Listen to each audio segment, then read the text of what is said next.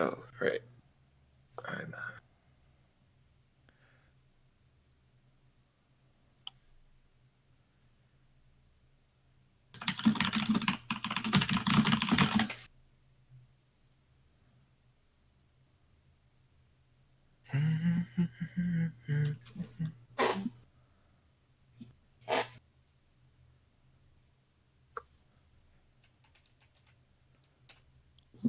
Boom.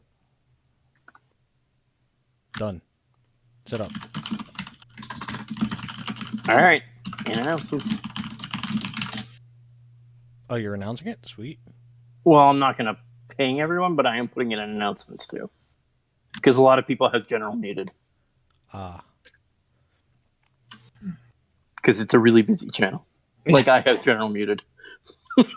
Makes complete sense. Well, I just have the personal notifications muted.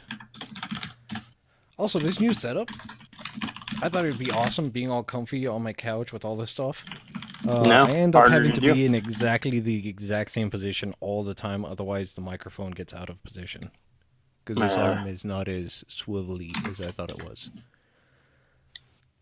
Then again, what do you expect for $15? Let me know when you guys are ready. I'm all good. I'm ready when you are. Dork. I am. Yep, I'm here. All right. Welcome, everyone, to episode 5 of SolNotes, the Solarian Clan podcast. This week, we're going to be doing an interview with the developers behind the Where the Fuck Is Earth site. Prior to that, as always, we're going to have Soren give us another clan update. Hey, thanks, Gio. Just a really quick update this week. We are several days into our opulent membership drive, and it's been going very well already. I want to let everyone know where the clan is, some milestones we just crossed, and what we're going to be doing over the next 3 weeks, just at a high level, to recruit some new members into the community and into our clans. First of all, our clan membership is just shy of 575 members. That's 250 or so PC members, 225 PS4 members, and about 110 Xbox members. Our actual Discord community, which includes a number of people who are not in our clans, we don't require community members to be in our clans, is just shy of the 700 user mark. So, as you can see, there's a good chunk of people there in the community who are not in our clans, which it's a great place to find more people to play with, not just Solarian members, and also to talk with other communities and other players about what's going on out there. Some important milestones we just crossed.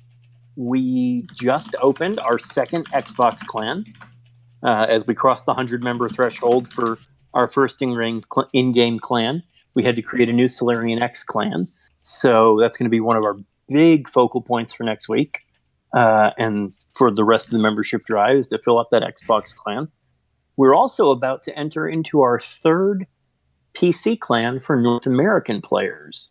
We're just about to start putting new members into that third clan. So our PC membership has just been growing phenomenally, considering that we didn't have a PC clan just 5-6 months ago. So looking forward to the rest of the membership drive, things will really kick off in earnest when the new season starts. We're going to be doing a huge push across social media into a lot of popular Facebook groups. We'll be posting on a lot of popular subreddits. We'll be doing a big push on the Bungie forums. And of course, we'll talk about it in a little bit, but we'll be doing an ad on the homepage of wherethefuckiszer.com. We are really trying to make sure that the process for joining our community and joining our clan is buttoned down so that it's as easy as possible for people who are new to our community or new to Discord or new to Destiny to join. And we've got our admin team and our leadership team all set up and ready to go with that. The last thing on this point is a little bit about our website. We're going to be adding a new members orientation guide to it this week, so that it'll be ready to go come the launch of Season of Opulence. And it's been continually increasing. We talked about it a little bit at the beginning of last podcast, but we continue to surpass 500 unique new visitors every day on average. So our website is doing phenomenal, and our search engine ranking is doing phenomenal. And even more importantly, when we talk to new members who join our community, they talk about the visibility that they've heard about Solarian out there in the community, whether it's on Reddit or on the Bungie forums or talking in some of the other discords like the Destiny the game discord and some of the other big Destiny discords. So our members are getting the word out there, which couldn't make me happier. One last thing that's coming up this week that's really big is Solarian has many groups for the first time ever doing day one raids and going for world first. We have at least 2 teams on every platform, either going for a world's first run at the raid or going for a day one completion. Most of those trying to go in blind. Several of our platforms have 3 or 4 teams trying to do world's first or day one runs. So that's going to be really exciting. And I will be putting together tomorrow and Monday a list of everyone who will be streaming and publishing that on the clan website, so that anyone who wants to follow along or watch those streams is able to do that as well. That's my update. Thanks for the plug there at the beginning, Gio. Appreciate it. Yep. And Godspeed to all the people going for world's first. I wish I could partake. I have work, but I'll be trying to follow along. So let's go ahead and move on to the next. Actually, before that, did we ever make the announcement on all the platforms that our podcast is available on? I don't know that we have, but go for it. Okay. Well, our podcast is currently available on Google Play Music. It's currently available on Spotify and iTunes, in addition to our website, thesolarian.net/podcast. At least I believe that's it. Is that it, Soren? That'll work. Yeah. It's if you just go to solarian.net, in the main menu there is the podcast link. Okay. So. Well, actually, the reason I wanted to bring it up is Pandora is now doing a podcasting. I was planning on cutting all of this out. I was wondering if we should try to go for the Pandora as well. I'll list it on there. Beta. That's no problem. Yeah. All right. I'll submit it. Sweet. All right. Let's get to the actual topic. I might keep that other bit in. We'll see. So, Dork Throne disliked. Soren, you guys are the developers behind Where the Fuck is Zer? Well, some of them. Yes. Yeah. Dork Throne, why don't you go ahead and introduce yourself and what you do? Hello. I am Dork Throne. I started the site back in the Destiny 1 days, and it was a late night idea that I had that turned into a quirky pet project of mine that stuck around, and gone through a few different iterations over the years until it found its forever home last year after I met the dudes that are on the call with us today. And I'm a weirdo, and I'm a bit of a maniac, and I like to stir things up on Reddit and on the website, and I like to make jokes. And that's who I am. Yeah, and we kind of noticed with the we stand with Bungie. I'm sure some people were not happy about that. We're a bit that's funny. provocative. Really? Did someone actually got mad about that? I mean, Did they? I don't know. I tend to stay away from the saltier bits of Reddit, but I'm sure there's somebody who Oh, Someone out right. there saw that and Someone. went, oh, right. I like to think someone somewhere pulled that up and saw that and was like, nah, and then just went on with their day. Right. No, someone pulled I it mean- up and saan I'm never coming to this fucking site again, and deleted the Right. bookmark. That'd be pretty amazing. I mean, yeah, I mean, the whole thing was just trying to point out like how silly and overblown those things get, and like there's really no sense to make a statement like we stand with Bungie, but the tone of some of those things feel that way, and really it was just a satirical comment. It wasn't meant to like piss anyone off. well, it's the internet. Everything you do is And going I to don't know piss that somebody not to off. steal but where the fuck is there has historically been kind of a forum for me for riffing, and I used to bitch and moan about Bungie constantly in the D1 days about my frustrations with like raids and trying to get different gear to drop, and in a playful way. It wasn't ever like a place where I would get like angry, but I I have a background in printmaking and drawing, and I've always been interested in propaganda and printed matter, and the existence of that website as a kind of a billboard, as a communication tool, was really always sort of the impetus of it for me. It was a place to talk and communicate ideas, and also just show people where the fuck Xur was, because in Destiny 1 it was really frustrating to find him. That's all, But I am someone, I have a creative background. I have an MFA in art. I'm a master of fine art, which doesn't really mean much anymore, but I'm a creative person. I'm a maker of things. And, where the fuck is Xur has always been kind of a sandbox for me to just test random weird ideas. I'm an internet person. I've been on the web for a long time. I'm not a developer per se. I'm not a programmer, that's for sure, but I've worked as a project manager and a digital producer in the advertising world for years at this point. And, that's another part of the equation for everything that kind of keeps me super into where the fuck is Xur. It's a lot of things at once. So that was a ramble, but I'll let the other guys talk now too. Sorry. Oh, hey, it's an interview for you guys. You guys do your thing. But I do want to point out, if you created Where the Fuck is Xur to as a billboard for you to speak your mind, the way I did it is I just conned the admin of a big clan into letting me make a podcast. We all have our own ways. So, Disliked, why don't you go ahead and give us your role? What do you do for Where the Fuck is Xur? Yeah, for sure. I came in, I must have been like November of last year, somewhere around there, fall, maybe a little bit closer to winter. And I came in because I saw that a lot of the stuff on the site was done manually, a lot of editing HTML files and stuff. And immediately I already knew that, okay, I can edit HTML files, but also I know how to automate things like this with scripting.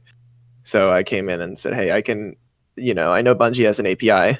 I can kind of, see if we can exploit that and use it to pull, information. Maybe not just helping update Xur's location, but display some vendor information, helpful stuff that people would want to know. That's where I came in. Yeah. I don't want to interrupt you too much, but real quick, because it's something we're probably going to say a lot tonight. Do you want to give the listeners just a quick overview of what an API is? API, yeah, for sure.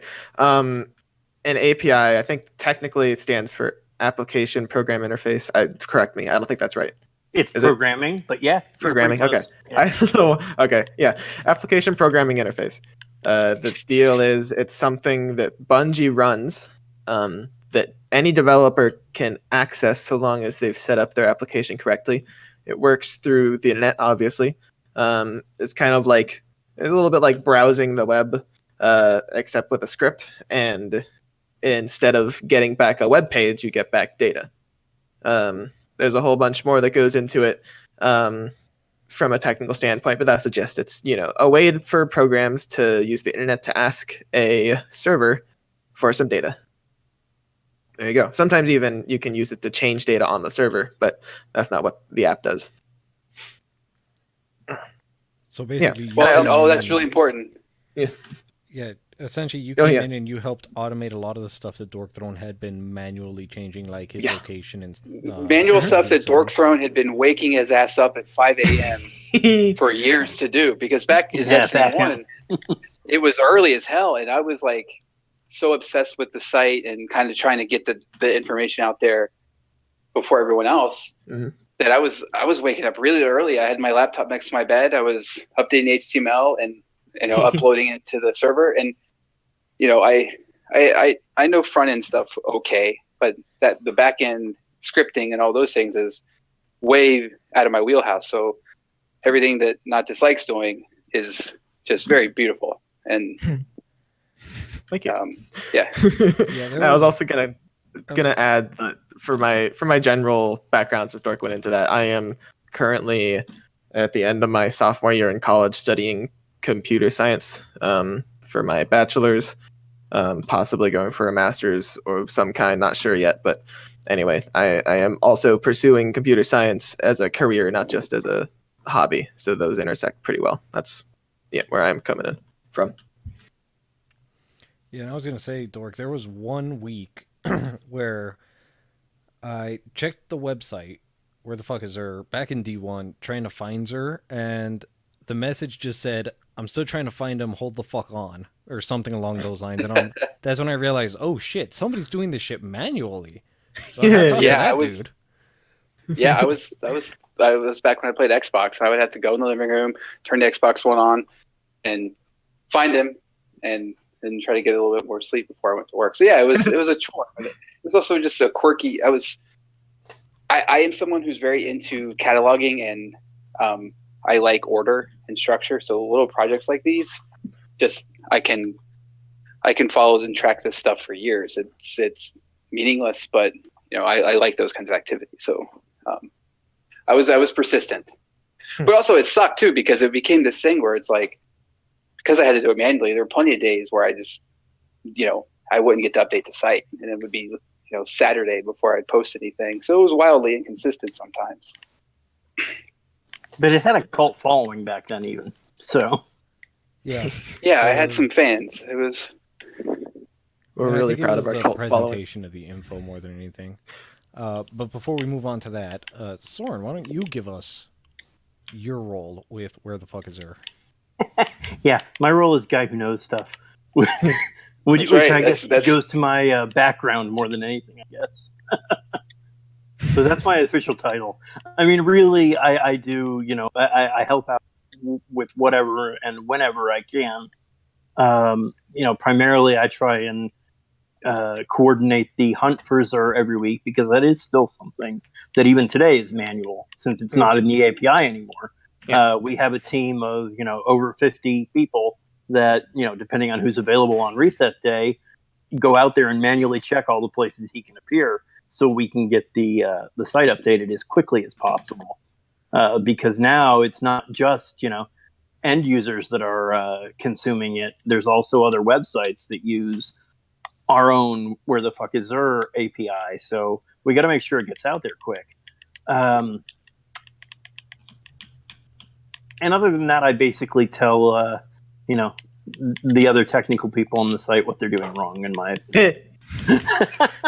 yeah. I sort of we view do a lot you. of that. I mean, There's a lot of shit talking on the back end, but yeah.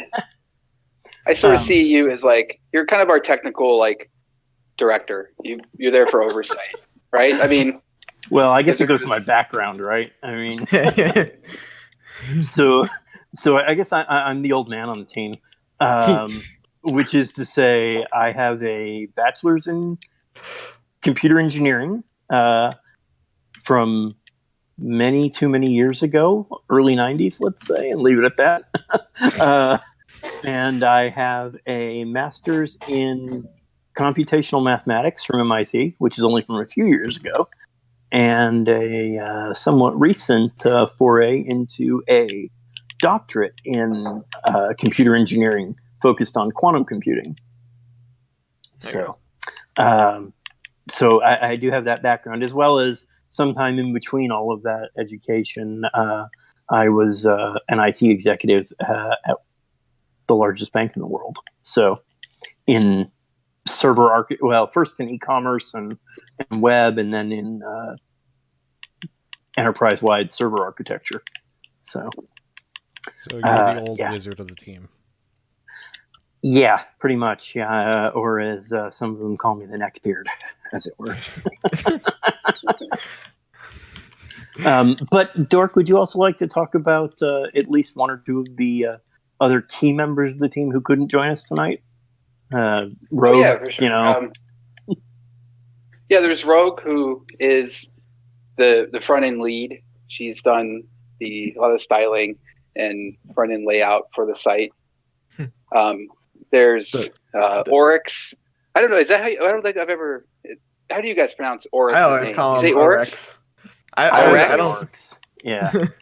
Okay. I guess I go different, but I don't. We've never asked. That's a good point. Okay. Well, I'm gonna go with Oryx. Oryx. That's how I say it in my head when I'm Makes reading sense, it, yeah. and I'm sure Same it's here. wrong. But he's a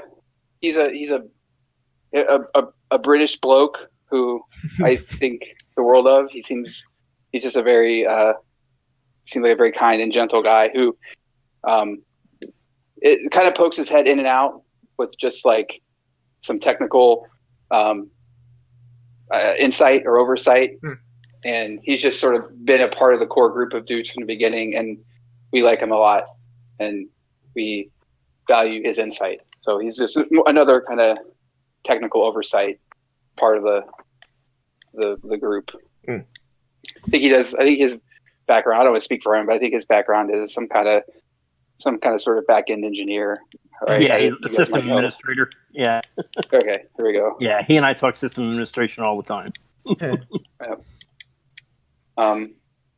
And I think that's pretty much it for the active group, We right? do, Goldfish pops his head in much more rarely, but I do have to say, in DMs and in other servers, he's been a huge help for me, just bouncing ideas off of for specific technical and hosting stuff. I don't necessarily. He's much more of a. I don't know. He tells me to use things like serverless services and data stores, and I'm just kind of over here writing some JavaScript. But he's really helpful in giving me some advice on where to go with technical stuff, even if he doesn't show up in the actual server that much nowadays. Yeah, I mean, he really has a background in system administration strong. I'm pretty certain that's what he does professionally. So at this point in his career, and he's very good at it. But yeah, I think it suffice it to say we do have a kind of a fully functional team of developers that kind of hit all the points that a web development project would need. So I think that's very cool. We could build anything we want. We have a team of people that literally could build any fucking thing we want, and we spend a lot of energy looking for Xur. I love that. And swearing, making bad jokes. Yeah. I mean, the brain power that is in the group for Where the Fuck Is Xur is off the charts. And we don't ever just stop and say, like, we could probably be figuring out a way to make millions upon millions of dollars with the skill sets that we all kind of have together. And the synergy that we found, was working together as a team, right? Because we collaborate quite a bit, and that's a hard thing to accomplish. And I love it that we put all that towards this very fun, quirky passion project. Right. So Soren mentioned the swearing a lot. Why don't you go ahead and tell us why you decided to go with the absolute foul-mouthed presentation you did for the website? This has come up quite a few times, and I don't really think it's that complicated. It's when I made the site, I was playing the game, and I was like, "Where the fuck is Xur?" I was like, "Oh, I'm going to make a site called wherethefuckisxur.com and put him on the site." And if that all I think between me saying "Where the fuck is Xur" and buying the domain name, the site was launched in like 15 minutes. Like, it all happened very quickly. From there, I think it was just a shtick that I sort of went with. I think having worked in advertising and in kind of very corporate controlled environments from a creative standpoint, there's something very liberating about just letting your guard down and being a little vulgar from time to time in a public facing forum like that. But with that being said, I especially have always made a point not to be negative or nasty, right? It's not. I like to keep things somewhat.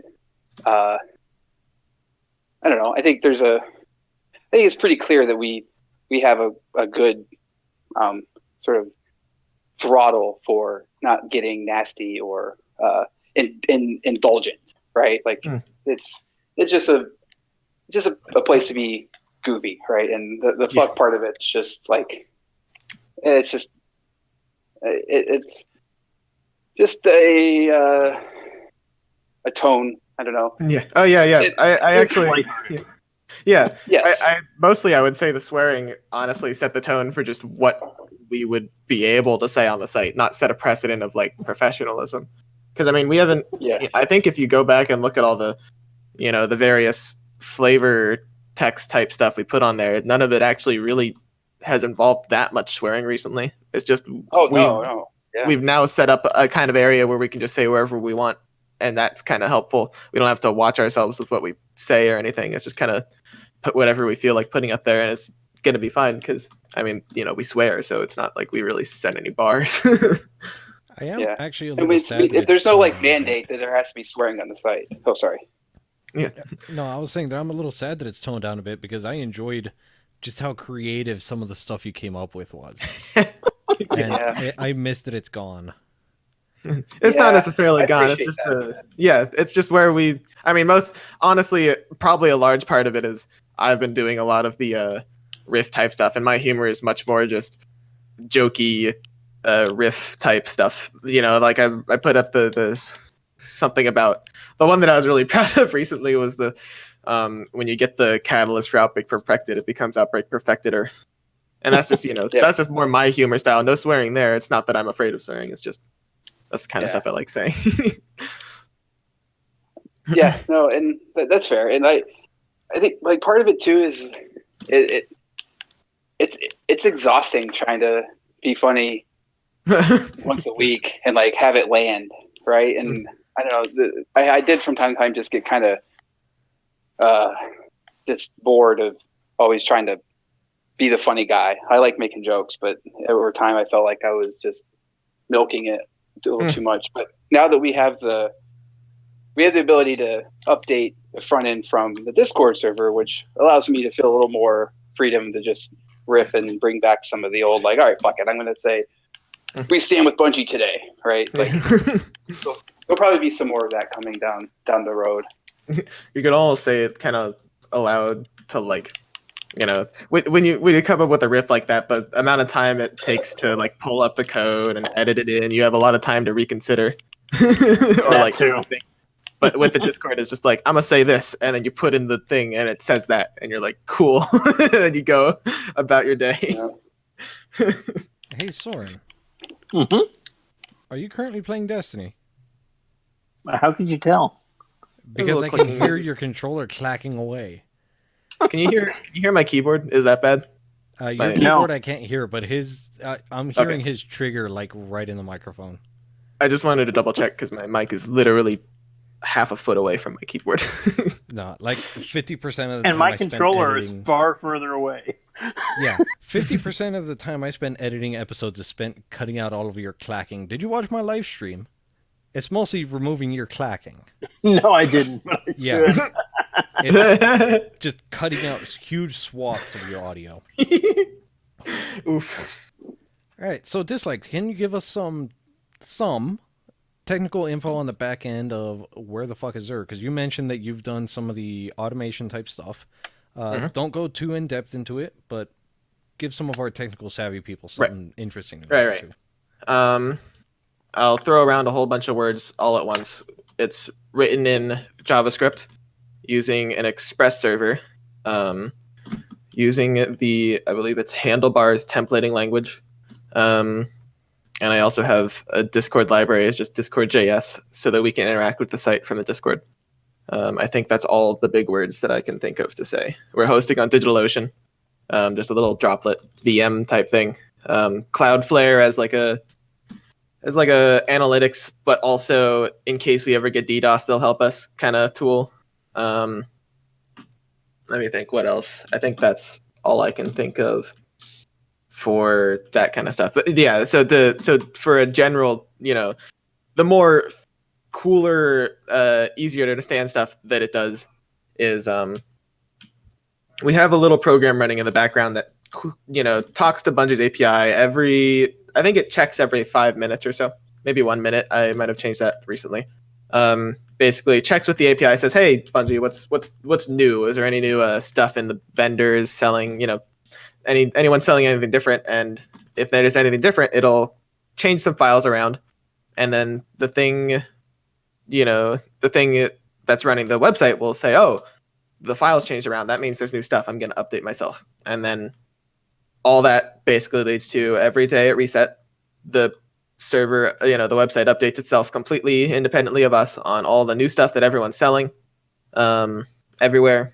I've made it so that if I want to, like let's say a new person, like Eva Levante shows up for a week or two selling some stuff, I made it really easy to just kind of plug in some numbers to add her into the consideration without having to change the site a whole lot.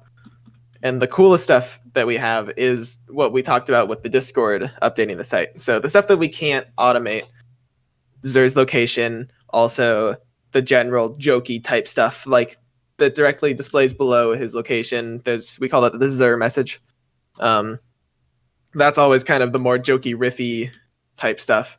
And that we can update from Discord completely automatically by just running a command in our little Discord channel that we have on our server.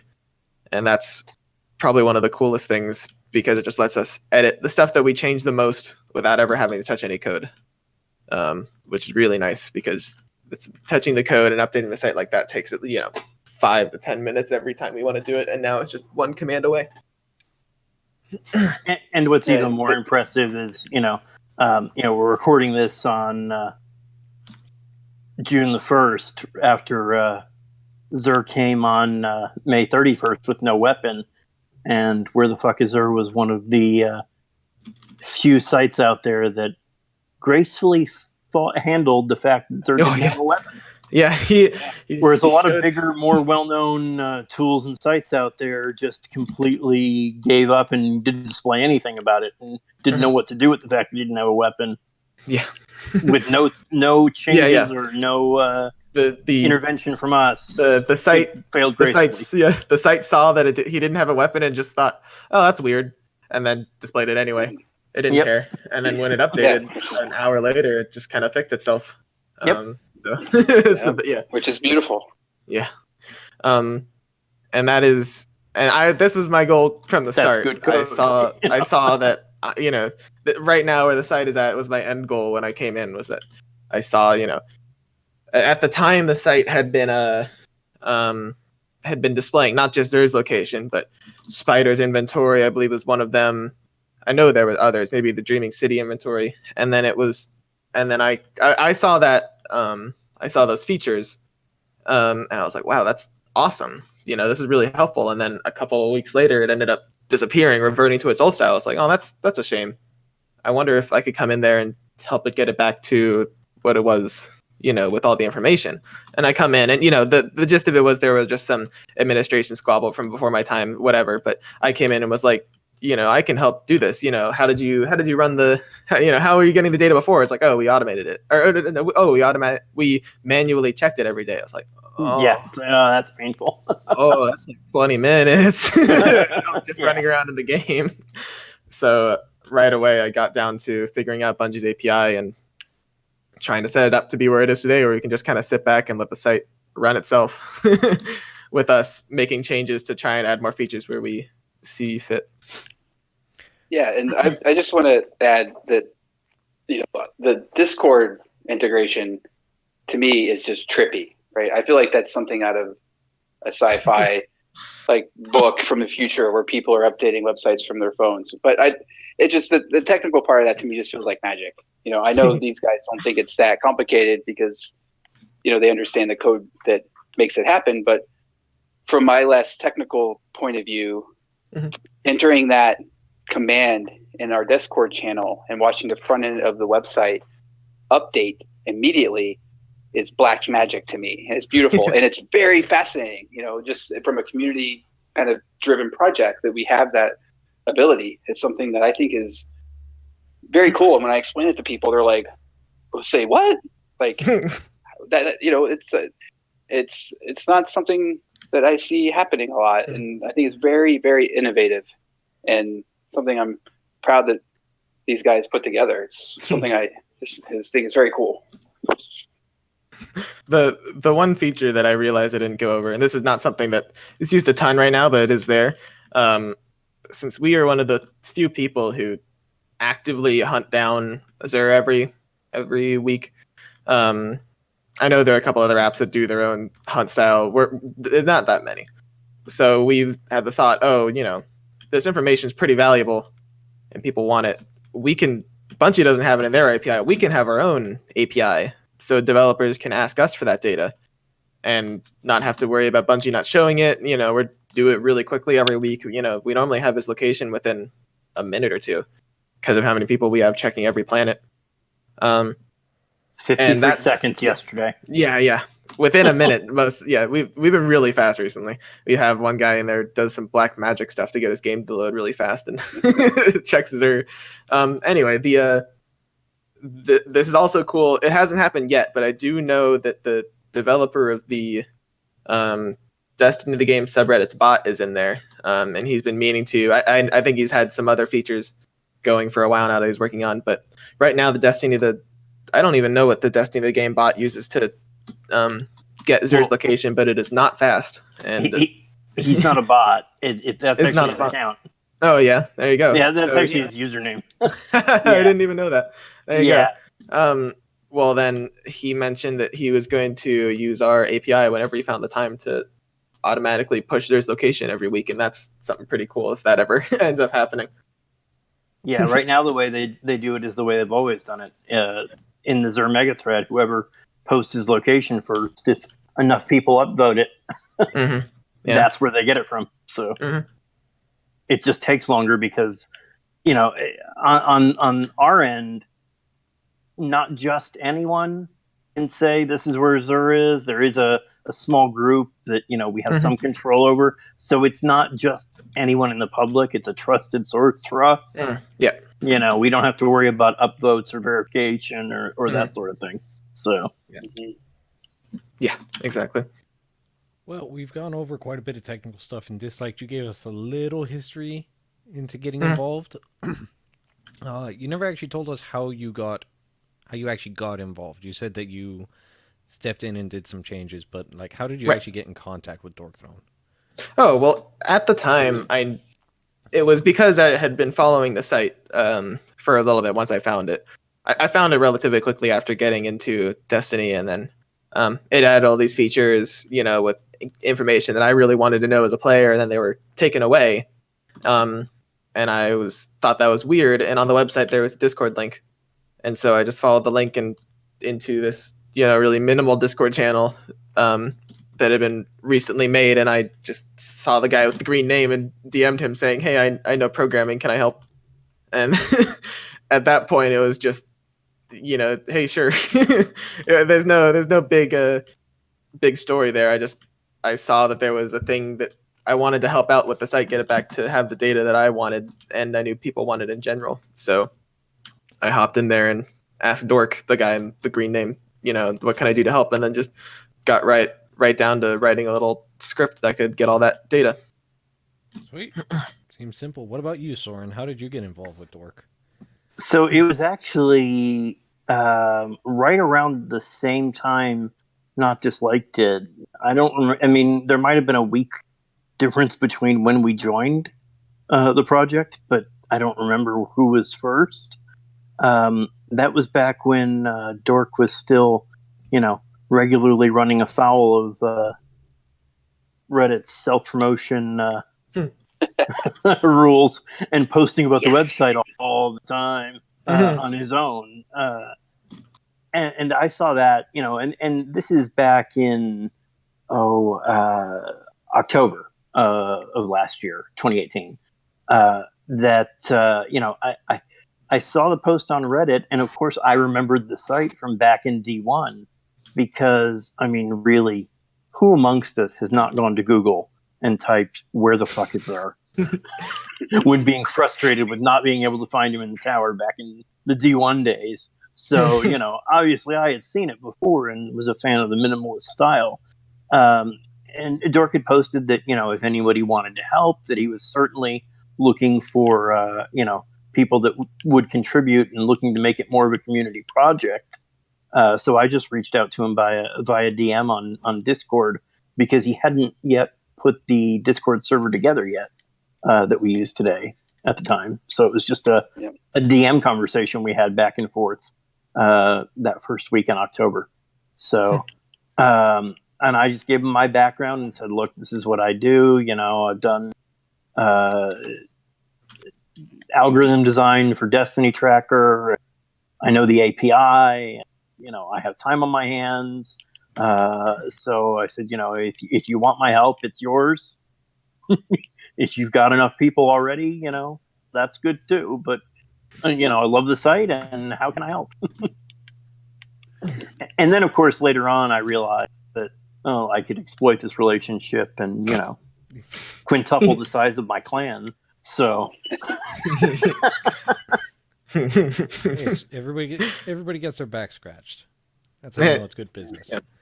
So Dork. Well, it grew to those, these two guys coming together, and then Rogue was a similar conversation. She was like, "Hey, I'm happy to pitch in," and even Goldfish was a similar thing where he mentioned he had some ideas, I think, about hosting. He was incredibly helpful from a hosting standpoint early on. He set us up with the Cloudflare and the place that I ran the original very bad server script that was going on at the time. And I think Dork was talking about using WordPress in my conversation, so we had to steer away from that, as quickly as possible. Well, that was kind of my first experience with trying to think about how to launch a new thing from a technical standpoint. So, it was great to have the technical oversight, because, I've worked on lots of websites, but they've all just sort of existed. They've been probably put together, but launching a new thing from the ground up was new territory for me. Right. So Dork Throne, how did you get involved with Dork Throne and where the fuck is there? Yeah, same. So what happened to the minimalist setup? That was one of my favorite things back in D1 was just how minimalist just the text. it was. Yeah, just text on a background. Well, I think, part of that comes from I have a minimalist sensibility. I am a visual artist historically, and I'm also someone who works in advertising. So I think I see the world in banner ads sometimes, and it worked then.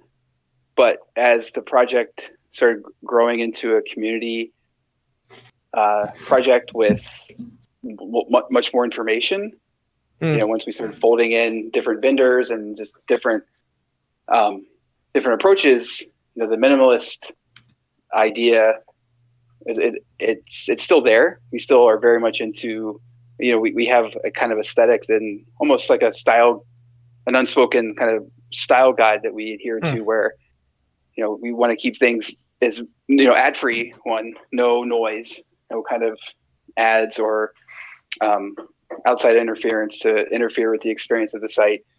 Well, and aside from all those Solarian aside from the Solarian, exactly. But the idea too is just to keep everything less than a click away, so that the information is right at your fingertips. It's the resource for when you're playing a game. So it's not. We're not looking to generate clicks and burying things under 4 different layers of navigation. Everything's right there and intuitive to find. So that's something we talk a lot about with every decision we make with the site. And so it's there. It's just evolved, I think. Yeah. I think the anecdote that I would say to that regard is, how do you display in a truly minimalist style the inventory data and cost of I think 20 different vendors who all sell at least 5 items at once. It kind of it becomes incompatible at a certain point. So what we did was when we got around to redesigning it, we said, okay, we can't keep it as minimal, but we're going to try and evoke minimalism in everything that we, every way we can, in terms of the experience the user has using it and the visuals being really flat and as clean as possible. And then also Rogue did a lot there. Yeah. We don't have a ton of images on our website, but I mean, really, it's the map of where Zur is and the logo, and that's really it on the site. Everything else is done in text and in the browser, so that helps a lot. And we also wanted to make sure that no matter what, Zur's location was the top thing. It's, you don't have to do anything to find Zur's location. You open up on a web browser on the desktop or on mobile with their tiny screens. It's always right there, first thing you see. If you don't want the other data, you don't have to see it. You get what you came for. What's the majority of people come for, the location right there at the top. Yeah, Zur's location is very sacred. Pretty much anytime we're talking about anything, it's like, nope, Zur's at the top. You can't never move. You can't bury it. It's the name. Yeah. and this is slightly related, but it hasn't happened lately. But there was a period there where at least once a week somebody would contact me like, "Hey, dude, I work in marketing. I could get some ads in the sites for you, real quick and cheap. Let me know. Hit me up." And people are always asking. Showed a guy that actually this last week I showed this site. He's like, "You ever thought about putting ads in the site? Jesus, why not?" So we've really stayed true to our conviction on that one, and it's a pure website. I love it. It's clean. It's just. I do have to throw a shout out here. So, Gio, if you really miss these, where the fuck is Zur of Destiny 1? There's another site that we share some love with called zurlock.tk. And it really just is plain text, plain black text on a white background. Zur is located here. And that's it. See, I was thinking giving us a toggle for the homepage that would just toggle over to the map, the ZurNotes inventory. Like where the fuck is Zur.com classic? Yeah. Oh, that's not a bad idea. Actually, I might steal that. You don't even have to steal it. It was going to be a feature request. Yeah, feature request. Yes, we can put it in a ticket. I love that idea. Yeah. Well, you just made the status, the settings page too, which is where that could live in a very easy way, right? Just classic mode. Well, alongside all the other themes. I'll have to think about that, how to integrate that in smoothly, but that's not there you go. Feature request received. Sweet. So, Soren, you mentioned banner ads on Where the Fuck Is Zur, jokingly. Yes. About the Solarian clan. So how did Solarian clan come to become associated with Where the Fuck Is Zur? So, again, Dork and I started talking back in October, which was, right before the Forsaken launch, really, which is when Zur's location went away, which is, why he was posting on Reddit and why the site had come back around again and become useful again. Same time that, Solarian was capping out our original clan and trying to make some decisions about where do we go in the future. Do we want to be a PC clan too? Do we want to have, Xbox, although there wasn't any demand for it? And around the same time, one of the things that, we'd all talked about on the Zur side of things was getting, the Discord out there and getting it on the website itself and linked. And when we posted on Reddit, more than we should have, that we should mention the Discord and, just invite people to join. And that happened, and people were excited to come join the Discord, give their feedback, talk about how much they love the site and how they used it back in D1, or how they just found it when they were searching Google and typed "Where the fuck is Zur?" and couldn't believe there was a site that actually was named that. And they'd ask how they could help or what they could do, and they'd stick around on there. And then they'd say, "Well, hey, who wants to run this with me? Or who wants to run that with me?" So of course we put an LFG channel in, but because Where the Fuck is Xur is, aggressively cross-platform. Xur is in the same place regardless of what you play on. It always had to be, well, are you on PC? I'm on PlayStation. You're on Xbox. It's like, well, okay. And we talked about, well, do we want to start a Where the Fuck is Xur clan? And I said, I would be, my opinion on it was I would be completely behind doing that. I would love to see it happen and be successful, but I'm not going to join because I have a clan that I've been in since, the day clans went live in D1. And I said, and we're full. I said, but if you don't want to run a clan on top of running a website, we'll be your official clan if you want.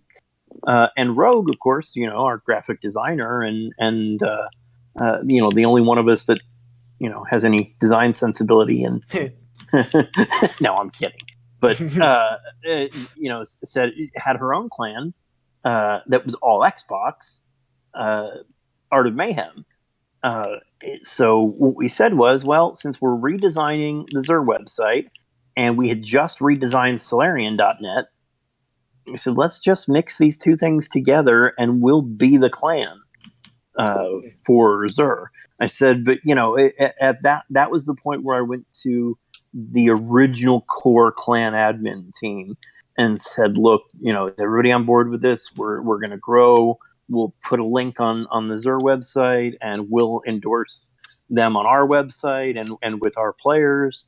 And they'll refer LFG people to our Discord and to our site. I said, but if we're going to do this, we're going to do it right, because first of all, with Forsaken launching, if we're going to say, here's an ad on wherethefuckisxur.com that gets, a tremendous amount of traffic every Friday, Saturday, Sunday, Monday, we're not going to want to say, oh, sorry, you play on PC, we're only a PlayStation clan, or you play on Xbox, we're only a PlayStation and PC clan. So we said, we have to go cross-platform. And from there, that sort of formed the basis, the foundation of our first membership drive. It was an ad on Where the Fuck is Xur during the season right after Forsaken. So I guess that would have been season of the... I don't even remember what that Black first season was. Armory? Black Armory. Yeah, it was Black Armory. You're right. That was our first official membership drive. I don't think we were quite prepared for how many people that would bring in and what would be entailed in that. But that was back in January. I asked, not disliked, who was looking for a clan to join on PC. It's like, we have an old clan that we merged with years ago, PC players, but it doesn't have activity in it. Would you like to admin this clan for us and help me out here? And same thing with Rogue and the Xbox clan. It's like, I don't play on PC. I don't play on Xbox. I can't really interact with those people. Come join our admin team over here at the clan, and we'll kind of do these things with a lot of the same teams, but with but separately for the most part. And it's just been a great relationship. I mean, so what we do now is we're on the friends of Where the Fuck is Xur page, except for during our membership drives, which are the first 3 weeks of each season. We're doing an ad on the homepage.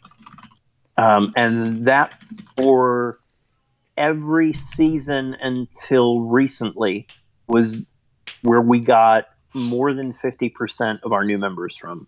They would come through Where the Fuck is Xur. It's only been this past season, in Season of the Drifter, where Where the Fuck is Xur.com got redesigned, and where Solarian was got moved to a back page that, just because of some design decisions, nothing on that page gets much traffic. We kind of realized how self-sustaining we had become. And as I talked to, very briefly last week or last podcast about, I really think that the fact that Solarian and our website has become so self-sustaining is just because of the ongoing support from wherethefuckiszer.com. So now, it's one of those things. If someone joins the Xur Discord and they go to the LFG channel, it sends them to the Solarian Discord. And we, at the Solarian Discord, whenever somebody asks where Xur is, we put in the link to wherethefuckisxur.com so that it can, auto expand into the metadata. And of course, coming soon, we're just going to integrate the Where the Fuck Is Xur API into our bot Solaria. So it's sort of a mutually beneficial relationship. Although honestly, I feel like I get a lot more out of it than than Where the Fuck Is Xur does. So, but it seems to work out well. Yeah. I'd like to give a shout out just real quick to the Where the Fuck Is Xur Discord, because it's a weird place and I love it. And yeah. I like that it's kind of maintaining its autonomy as the development Discord that brings in a lot of people, and they kind of seems like they kind of pop in and look around. They're like, "What the fuck is this place?" And peace out. But we have some dedicated people who like to stick around and engage in our quirky channels and conversations, and we have a food roll which doesn't get nearly as much love as it should. I need to give you our food emojis I've been making. Actually, now that you mention that, I have a bunch of food emojis that I'll put on. So yeah, good. Oh God, no more Sunday wave, no more veggie wave. Anyway. So yeah, there's a lot of overlap there, really, in the teams. I mean, Dork is not a clan admin, but he's an official member of our leadership. So again, we always appreciate the input from everyone over at Where the Fuck Is Xur, and I think that it's one of the best decisions we ever made as a clan. Is not only to offer to be the clan for Xur, but also to bring these great people that put this site together into our leadership team and let them help drive, where our clan went and how it grew, because it really lined up with our own philosophy about how we wanted our community to be. So, yeah, it's a good fit, I think, across the board. All right, so Dork, everybody else has gotten a lot more airtime than you. So why don't you? Oh, really? I don't know. I thought it was pretty even. Well, why don't you go ahead and give us some, if you have any, some funny stories about Where the Fuck Is Xur, either the website or about these two people. Talk about the phone line. Talk about please.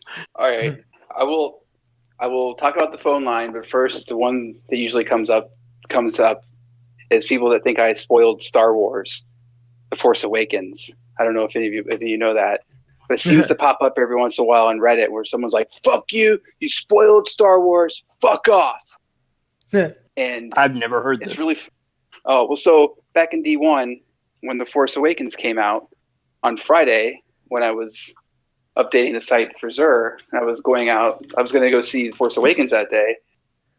In hindsight, it's not a funny joke, but I wrote I don't remember what it was, like Xur's in the tower. Rest in peace, Han Solo. And that was the update for the day. Now, thank God, Han Solo didn't actually die in The Force Awakens, right? I didn't know that. But had he died, I never would have been able to talk my way out of that. But there's some dude out there that thinks that like I did that. He did die, didn't he? He died in the next movie.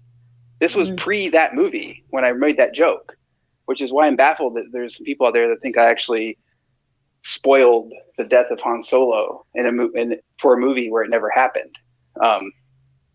Anyway, it's not that interesting, but it comes up from time to time. And that's sort of the...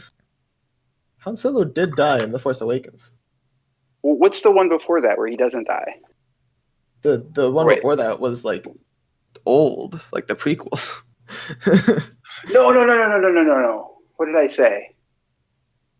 Maybe I said rest in peace, Chewbacca. What was it? Or like the main guy, whatever is. I can't believe I can't remember the name guy. Oh, Han Solo I- definitely did die in the Force Awakens. Skywalker. Yeah. Skywalker died in the second one or whatever, the newest one. Whatever happened. All right, well, I'm getting my timeliness up. One way or the other, I didn't spoil the movie, but there's somebody out there who's very mad at me. Yeah. I don't play Yeah. that way. I take spoilers very seriously. Yeah. And I think you guys know me at this point that I would never let something like Yeah. that on the site, right? Like Yeah. my Yeah, of editorial. course. You've ranted enough about spoilers to Yes, you know, exactly, you would right? do it on purpose. I get fucking mad about spoilers. Mhm. So the only other funny thing that I have at the top of my mind right now is what Soren was mentioning is the phone line, though. Where the fuck is their hotline? Which is a own beast in and of itself that I have to deal with every week. And basically what the phone line is, it's a Google phone account that I have. And I use the pre-recorded message each week to update Zer's location. And people can leave messages, and they do.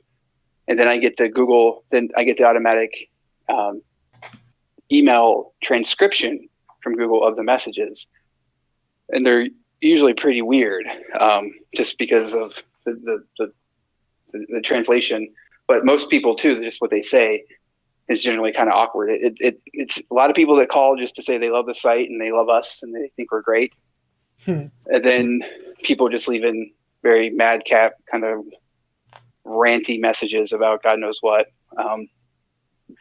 I had one offer for sex from somebody. And if you're listening, if you're out there, I know you called because your area code was in Louisville, Kentucky. But a guy or girl, actually, I never listened to the message. I saw the transcription, but it was like, I swear to God, I would blow you if you were here right now. So that was funny. I remember that. Yeah. Like, But, wasn't there I like the one message where it was like, it sounded like someone had just like finished up calling their wife or something. It was Yeah. like, yeah, see you later, love you. And it's like, Well,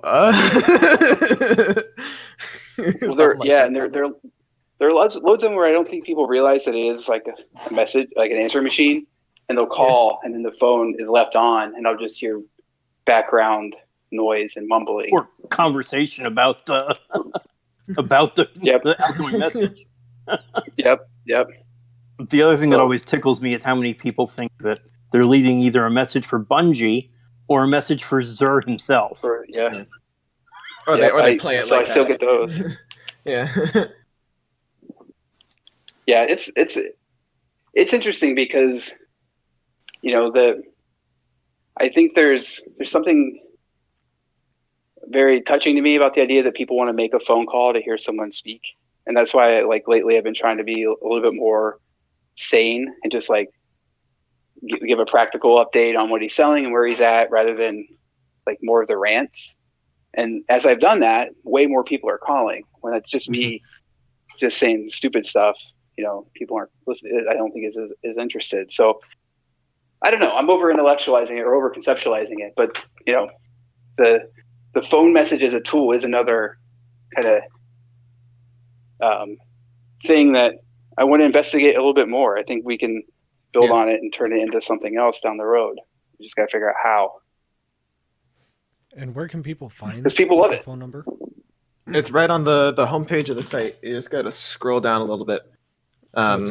It's So Big in other blue words, letters. to call the phone line to find the location, you have to, go to the website where you can see the location. You should put. But of course, you can save it in your phone then. Which I got to be honest, my daughter calls every week just to hear the outgoing message. Nice. So I was about to say you should put the phone number directly below the map. That way you have to look at the map to get the phone number to find out. there is a space there. That's not a bad idea. Jeez, why aren't I on the dev team? Look at all the good ideas I'm giving you guys.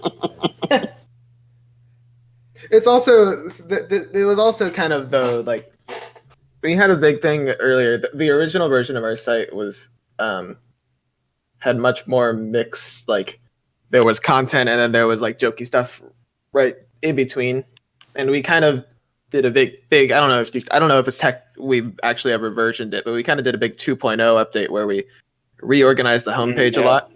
and in the process we took basically everything that isn't directly helpful. I know the maps are like a little bit on the edge of like helpful and jokey. I don't know. It's more. A I think little? it's yeah. Some of them. I mean, they kind of help MS Paint. sometimes. Oh no, they're helpful, but they're right on that edge. Yeah. It's both. It's a little bit helpful at least. Absolutely. No, absolutely. Yeah. So it's like, but the whole purpose of the redesign was to kind of put the data at the top, keep the non-data stuff at the bottom, and that way, it's you don't have to scroll too far ever to find what you need fast. And then if you ever feel like poking around the site, then you can kind of uncover some wacky, funny, or interesting stuff. That was the intention, and why it's lower. Like it's more of the here's an interesting, funny thing that we do that's a little bit jokey than the because I guess the point being it's faster to open up a website than dial a number. Well, unless it's saved in your phone, Yeah, and also the website gives you stuff like the actual inventory right there with the perks, etc. His location. So does the phone most weeks. Yeah, but the listening versus the reading. Yeah, that's like calling movie phone back in that's before time. Never mind. Exactly. That's very before my time. You dated yourself there a bit, Soren. Yeah. So do you guys want to give us a little bit of information of what is coming in the future of Where the Fuck Is Ur, and then we'll go ahead and move on to our next topic? World domination. Yeah. From a technical standpoint, it's hard to tell. There's like a checklist that I have, but it's all I've pretty much been coasting a little bit off of the site, just doing everything for us. And of course being in college, having to worry about the ups and downs of how much effort I have to spend on that. I have plans of I guess the big thing is a Discord bot. Obviously this won't matter to the clan much because we've got our own little Solaria bot, but I'm working on a Discord bot that people can add to their servers to basically it'll send a message in a channel that you tell it of where Ur is located as soon as we find him. Also, people can just generally run the command to see where he is. So that's one thing. Also, an actual page documenting how to use the API that we publish for his location for whenever we find him. That way people know that it's there and how to use it. And then aside from that, really just whatever whims we come up with. We keep having a loose plan to make a censored version of the site because our obviously with all the swearing we do, it tends to trigger a lot of the automated business firewalls that workplaces put up. It just sees swearing and just turns it off immediately. And a lot of net nanny kind of things too. Yeah, exactly. So we have Yeah, and I just bought wherethefrickiser.com for that purpose. So exactly. The idea being that you can go to wherethefrickiser.com and it'll just be the same site that we normally have, except every cuss word, whatever you want to call it, is just automatically censored and replaced with some silly word. Something goofy. Yeah. Yeah. Stuff like that. And then really after that, it's just whatever we come up with. Yeah, I mean, you guys know I'm always like in our Discord channels, like randomly on a Tuesday morning, like, dudes, I got an idea. Virtual reality Ur updates. Do it. Let's make it happen. Yeah. How can we do this? So, I hope we just continue to have fun and, get weird with the site. That's kind of what it's all about. Mm-hmm. At some point I'd like to see that virtual VRU for the phone line. So we can automate that somehow, but still keep the flavor that people love. That one's an interesting one, but definitely a challenge worth tackling. Yeah, well, the only problem with it is that the technology exists, but almost none of it is open source or free. You almost have to spend money to get a VRU out there. So, Yeah. Yeah, We'll figure and it I out would love that eventually. because I would just say, like, kind of at the end, I like the idea of the site maintaining some weirdness. That it is quirky. It is a development playground where we're not afraid to take chances, and it doesn't have to be the strict cookie cutter web experience. I like that it can be whatever you want it to be, and I like weird internet. All right. Well, so do you guys have any final comments before we move on to the TWABs? I can't think of I would just finish off with saying that I think the Where the Fuck Is There dudes have been an ever present weekly part of my life for a while, and they are fucking sweethearts, and they're good dudes, and I'm glad I got to become friends with these guys. There you go. The check is in the mail. Thank you, Dork. There we go. Yep, Yes, thank exactly. you. That was very sweet. Yes, thank you. All right. So last week, May 23rd, Bungie released their second latest TWAB. And in that TWAB, they announced some changes to powerful drops, and the raid will be released day 1, and a massive overhaul to the Eververse shop. What do you guys want to start off with? I mean, do we want to talk about, just do it in the order they did it in? Yeah, that makes sense. The new Power Surge quest. Yeah, sure. That was the order that I had it listed, and I figured, if you guys had any particular comments, if you didn't care about either of them and just wanted to focus on one, we could do that. So, yeah, let's go ahead and start with the changes to powerful drops. Yeah. So yeah. Oh, okay. Who's starting? I'm going to go ahead and go over how it's going to change real fast. Okay. So, bounties that drop powerful gear from the Season of the Drifter will be capped at 700. New Power Search quest will be available for Season of Opulence instead of a set of bounties. Your quest only has to be completed once per account rather than per character. Alternate characters, after one completes the quest, will be rewarded with Surge gear up to 690. Bounty rewards are going to be reduced so that they're not going to be a source of powerful drops. Once you hit 720, they'll be dropped even further. So I'm guessing that'll be like the soft cap is going to be 720 for Drifter gear. For the Gambit bounties specifically, by the way. For Gambit bounties. Normal bounties will drop normally. So, if you do, what's it called? The weekly planet one. Dreaming City, for example. Yeah, but powerful any bounty that drops powerful gear from this season. Oh yeah, this is mostly just that's not new though. Yeah, when you're grinding in the middle of the season next season, Gambit bounties are going to be dropping and how effective they are over time. Just because they didn't want to make everyone go back to Prime if they didn't want to. Yep. Right.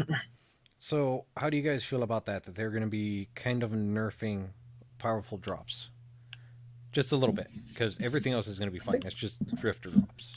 I think the weirdest thing about this is how they put it in the TWAB. I'm going to be honest. This is always kind of an assumption that bounties are going to soft cap at a certain point. I just kind of find it weird. Maybe they just were worried that people were going to fear that these bounties were going to rule the next season as well as this season. If, for example, you didn't like the season that much, so they just wanted to reassure people that these bounties aren't going to be defining. But I guess I just find it weird that they announced this at all, considering. I don't know. I don't think anyone didn't expect this. I think it has more to do with the overall number, because there's so many different sources of powerful gear. I think somebody did the math, and it's like 32 drops if all the Drifter stuff is included. So there's a lot of ways to grind out really fast. I think they just nerfed all the Drifter stuff to try to reduce the total number. Plus, some of the Drifter bounties can be finished up pretty quick versus like the Black Armory that have a couple steps to them. So yeah, I think it was just a trying to slow down the pace of growth. Yeah, makes sense. Yeah, you get that on one hand, and I completely agree with it. I think it's the right move. But on the other hand, you get that power surge quest that every player has to do. which means things like, you know, I mean, I guess that becomes the new base power. If you're not 690, you obviously don't have the annual pass.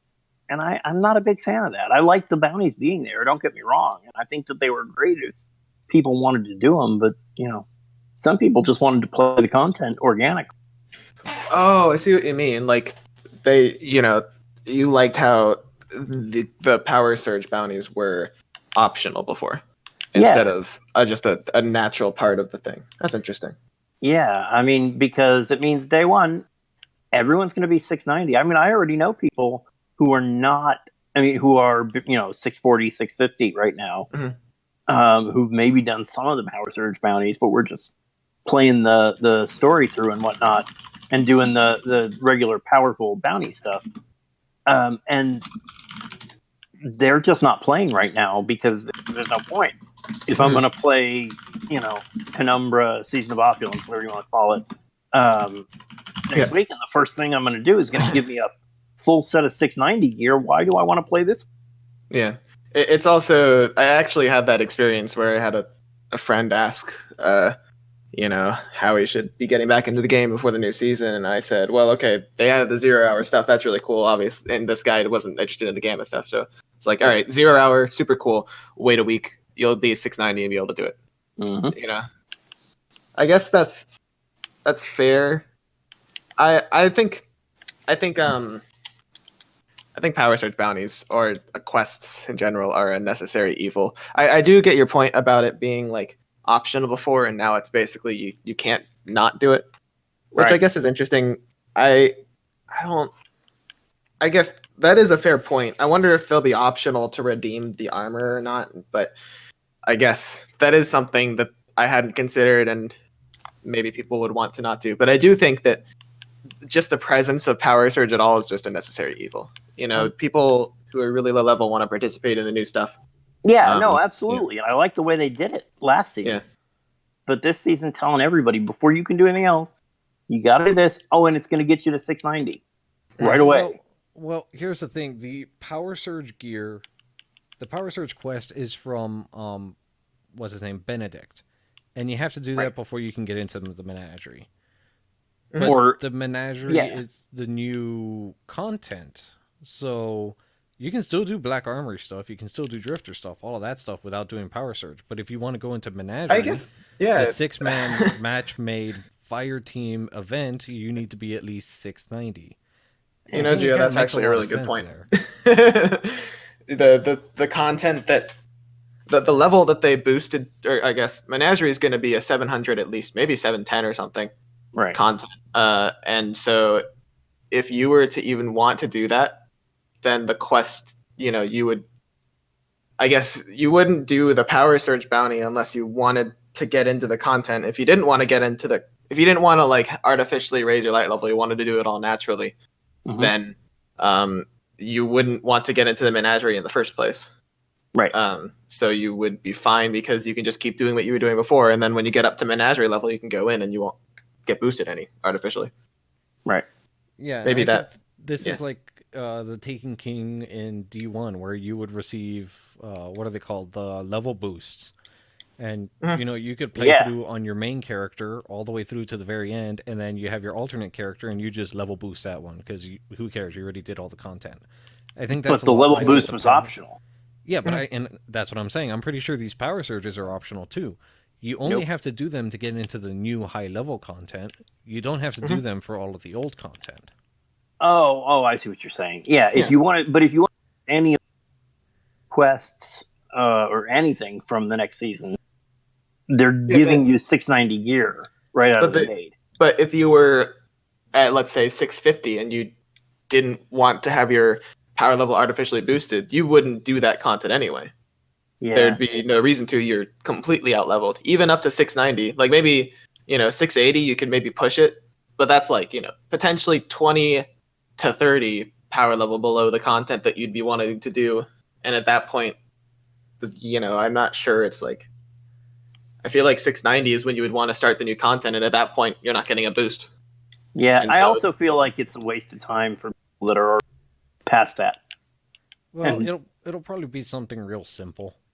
Like the power surge bounties for the Drifter got all of them done in like an hour. I 'Cause it was I like, what, anticipate. do 2 I- strikes, do 3 public events, kill some yeah, dudes that's with a pretty sniper. time consuming though.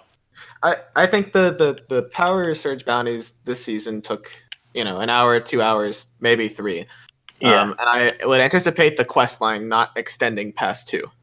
I would say probably more so towards 1 is how long. I'm talking hours. How long it would take to complete? If I had to guess, I don't see it because I mean, considering that you have to do it to get into the raid, and they're Right. still talking about how the power race is going to be a competitive thing, and if you have to spend 3 of those 6 hours doing a quest line, that's kind of a waste of time, and I don't think that's what they've set up. yeah. We What shall else? see. Yeah, for sure. Yeah, and I'm still 2 pretty prime sure- attunements day 1. Yep, 2 prime attunements. I love that. That's a really good change, I think. I like Yeah. prime engrams are fun anyway, and they're big boosts. And I honestly don't know how they work. I know that they drop, they're powerful. They stack? Do they stack? Yes. So it's like basically all you need to know is that if you check your buffs, and if you have a buff called Prime Attunement, then you have a chance of dropping a Prime Engram. And if you don't have that buff, you do not. Okay, Nope. because I don't remember Wait, ever that's not having quite it. that buff. Oh, is it? Yeah, it's if you have the prime attunement buff, you have a significantly increased Oh, chance there you of go. it dropping, but you can still get it without. Yeah, I When had to do go the- look it up. And When how does it worked. when does the attunement buff get given to you? Is it like daily? It's weekly reset. It is no daily reset. Daily Yeah, okay. reset? Daily reset is when you get it, and it lasts until your first prime engram drops. Okay. Well, So I don't it think it's basically- your first, that's 'cause cool. that's why I asked about the stat, because I've gotten like 4 prime engram drops in one day, and I still have the buff. Like, I've never not had the buff. That's odd. It's per character right now.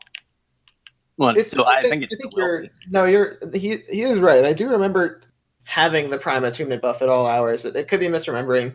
I think basically it's not necessarily worth digging into the specifics of how this works. It's just basically all we need to know is that everyone playing this game on Tuesday is going to get 2 Prime Engrams real quick, and then it'll just go back to normal. Whatever it was before that was normal, that's going to be what it goes back to.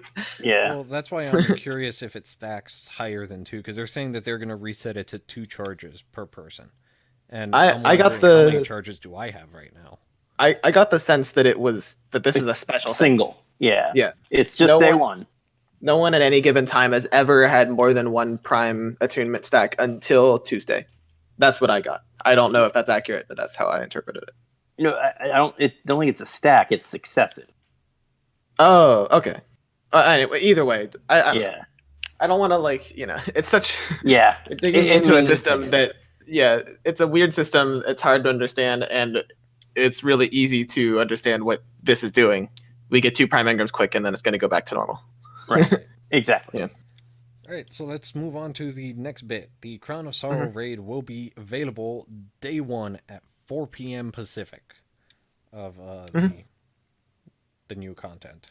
If you want to partake in the day 1 raid attempt, you're going to have to complete the Power Search quest, and they are going to be capping players' power under each encounter for the first 24 hours of the raid.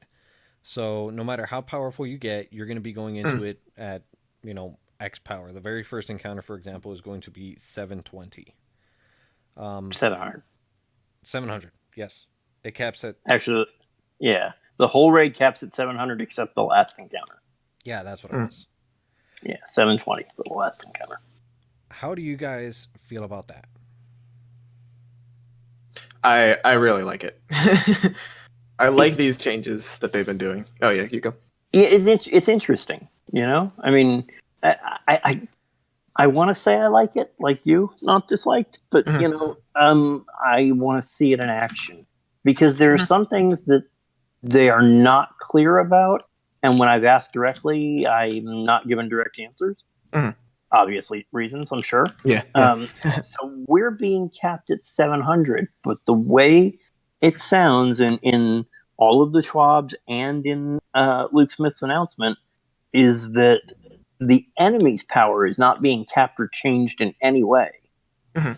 So it's going to be very difficult.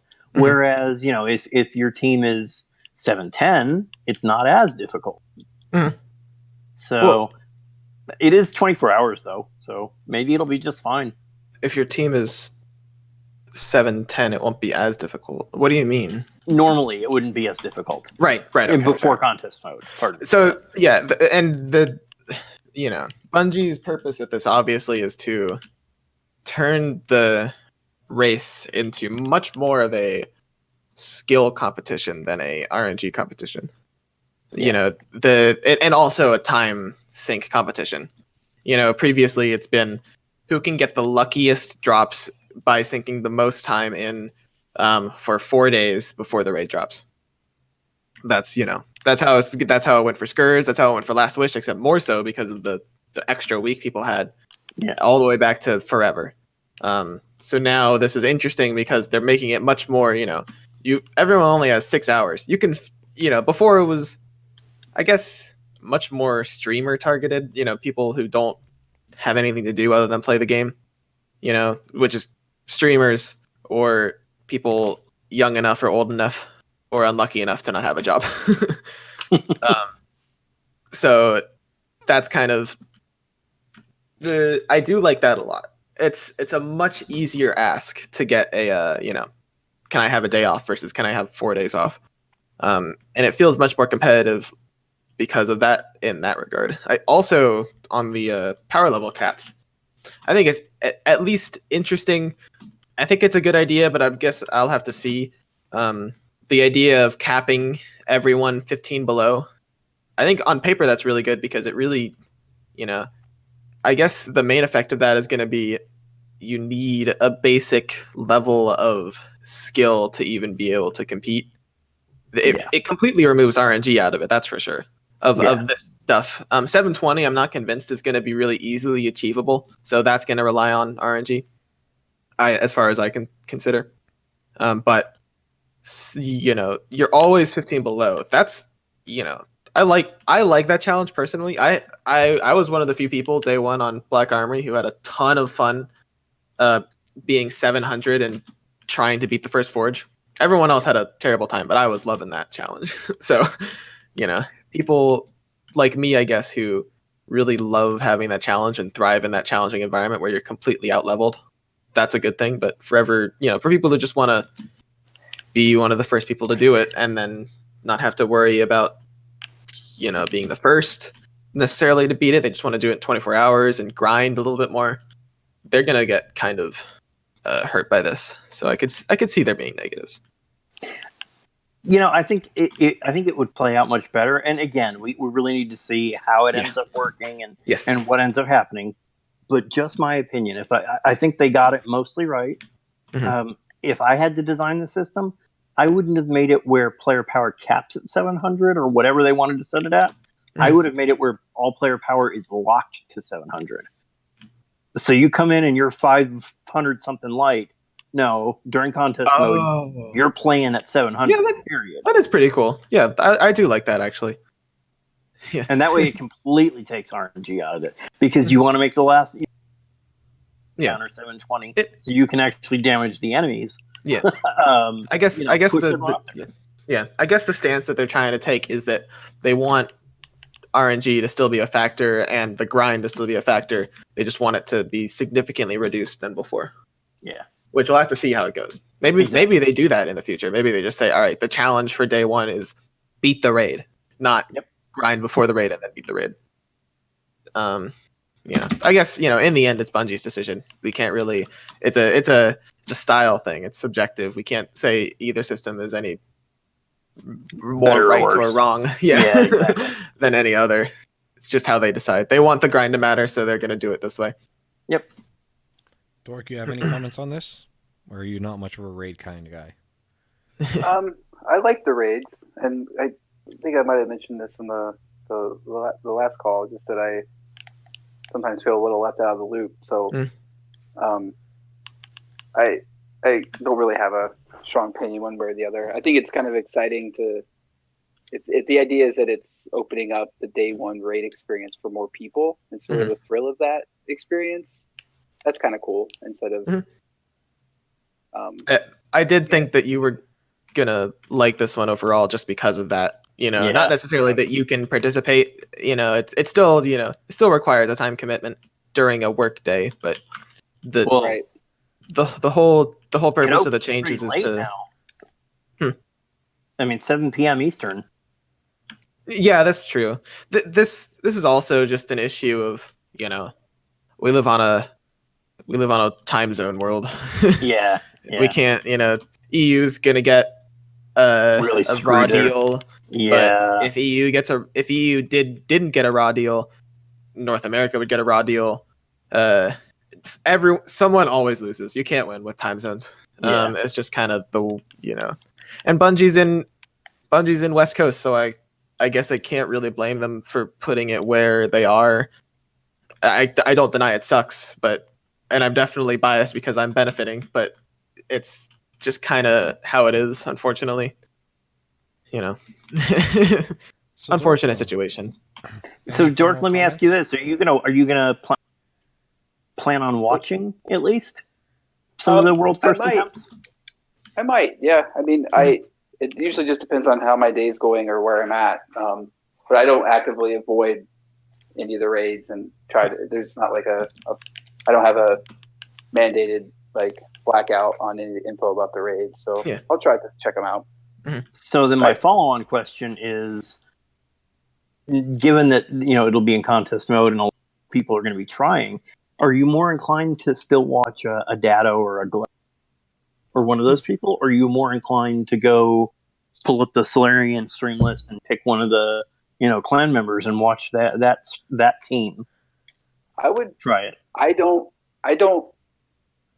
watch or follow any of the big name streamers in any capacity. I never have. It's not like for no good reason. It's just sort of something I'm not tuned into. But I think just because I think I probably would be more inclined to watch randos from the clan than I would a superstar. I think that would just be more entertaining to me. Yeah. I was just curious. Yeah. Oh yeah.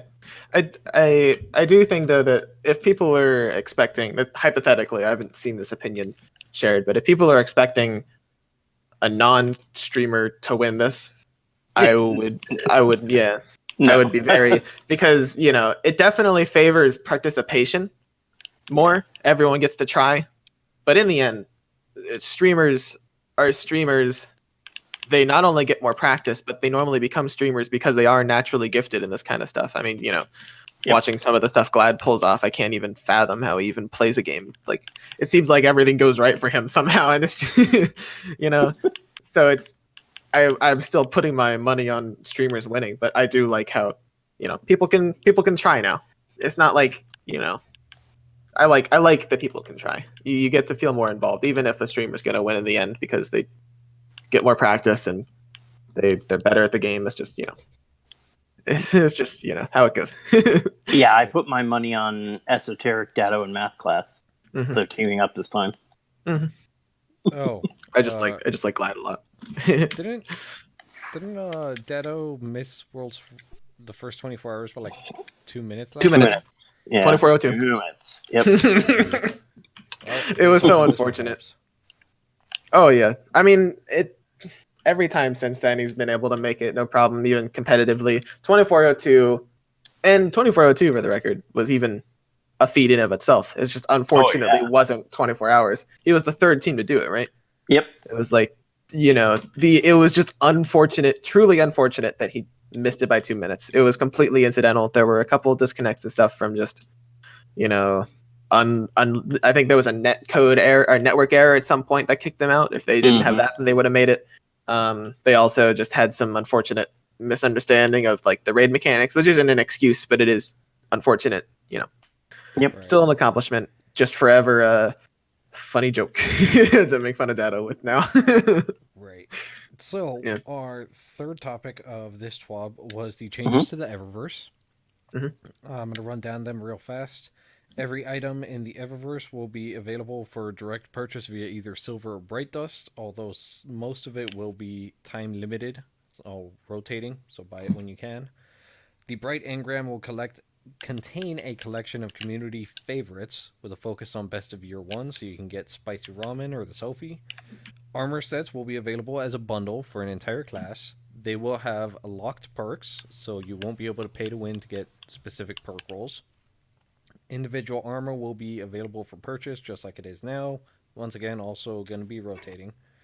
The interface has been simplified. Some things are going to be featured on the front page. Some stuff is going to be cycled weekly. What else is there? Oh, individual items will now be wrapped. So if you purchase something, it will be wrapped and you can unwrap it to obtain it, or you can refund it as long as it's wrapped. So I guess that's so that they can fix their refund policy. Do you guys have any comments on this? The only thing that I have questions about is I really like having a level based reward. You know, every time I level up, I get a thing, and luckily for me, I didn't play much year one, so I don't have any cosmetics. So I get both new cosmetics and a chance to get good old cosmetics every time I level up.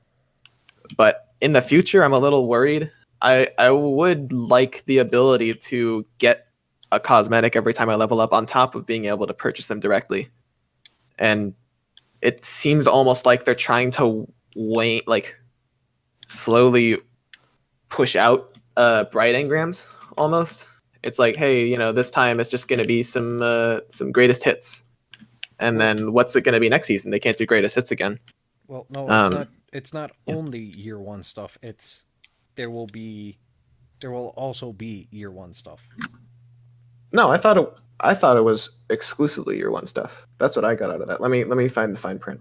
Yeah, it's the best of year one's Bright. engram. Yeah, well, Bright Engram will contain a collection of community favorite legacy items with a focus on best of year one. So I guess it is just year one stuff.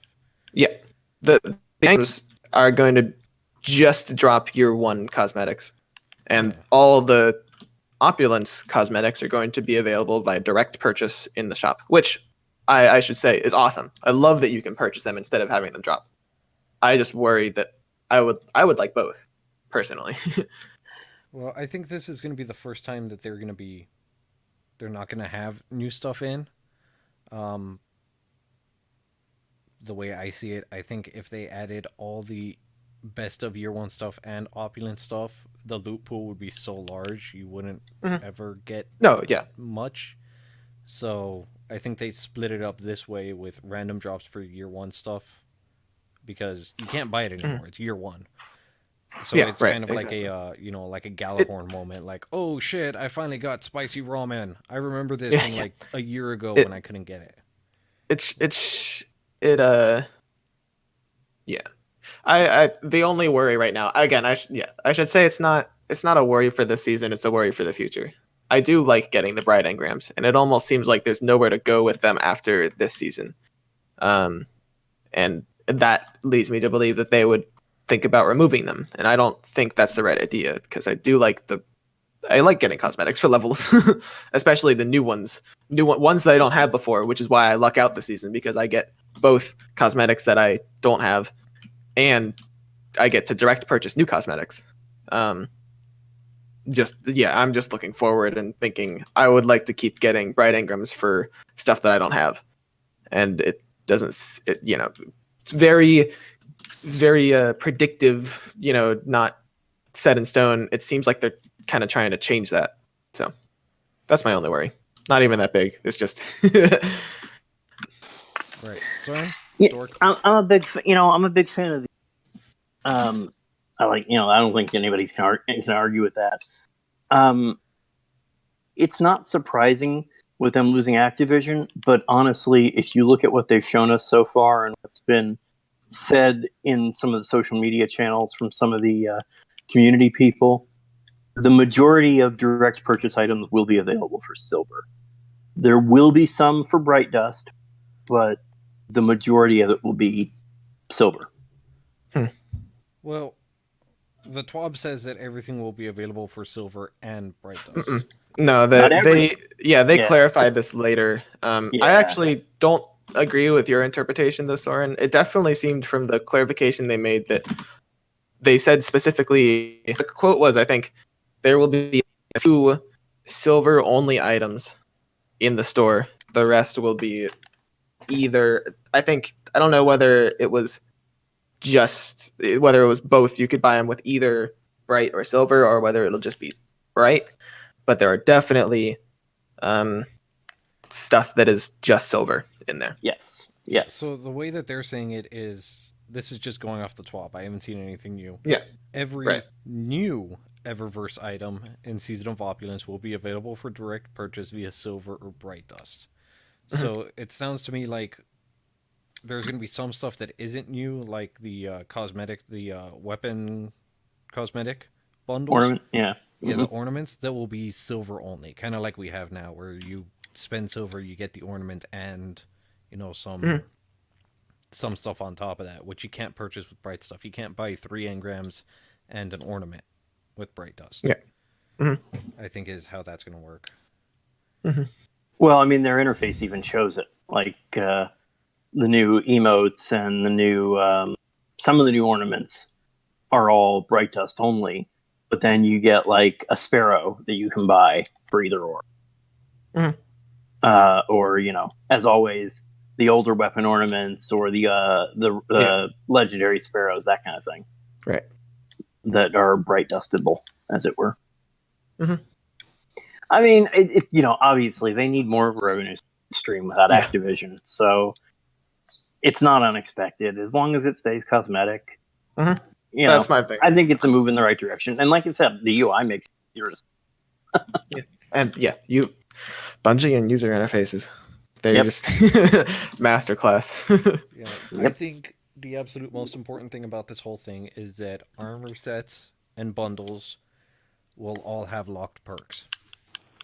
That the Yeah, only thank way God. to get random perks is, as far as I know, through engrams. If you just purchase it directly, you're always going to get the same thing, and I think that's the number one biggest thing. Well, hopefully that also means it'll be retrievable through collections. That's all I care about. Because we're not getting more vault space. Yeah, we'll have to see if they do that.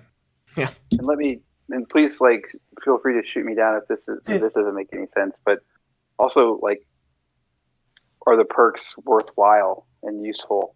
Oh yeah, that'd be nice. That's one of the things that I'm pretty neutral on micro transactions, and I don't hate them, but I feel like, I play the baseball game, and I'm not like a whale or anything, but I buy virtual packs of baseball cards and love the act of opening those things up. So I will throw money at the screen for the right thing, and Eververse just has never done that for me. And I get it; it's political, right? There's a lot of yays and nays to both sides of the argument, but I just do feel like with a lot of the cosmetics for the armor, they're missing out on some opportunities to sell me some things I want to use. And so I'll be curious to see how that changes. I think one of the downsides to that is if they do give it good perks so that you'll want to spend it, then they'll run afoul everybody going, oh, it's pay to win.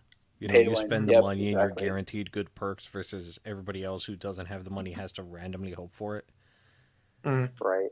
So they have to just do kind of middle of the road perks, which is why you get things like sidearm loader and special stability or energy stability, which is what's on my hunter arms. Just like kind of meh perks. Right. Yeah, it's a terrible problem to have, right? Because I look at that and like, what's the point? But I'm sure for people who like the collection aspect of it, they're like, yeah, fine, it's a little better than not having it. So I'll like to have that. Yep. All right. Any other final comments on this TWAB? All right, let's move on to this week's TWAB then, the May 30th. Cool one. May? Yeah, May. So it's been announced that Season of Opulence will be bringing us the Menagerie and the Chalice. The Menagerie is going to be a 6-man match-made activity. It's going to be endgame. The Chalice is an item that you will be able to slot runes into to then play the menagerie. And depending on what runes you get, you have rewards. And rewards are tied into actually what runes you put in. As in, one rune controls what drops, two of them control the perks, and they're not telling us what the hell does what. We have to figure it out ourselves.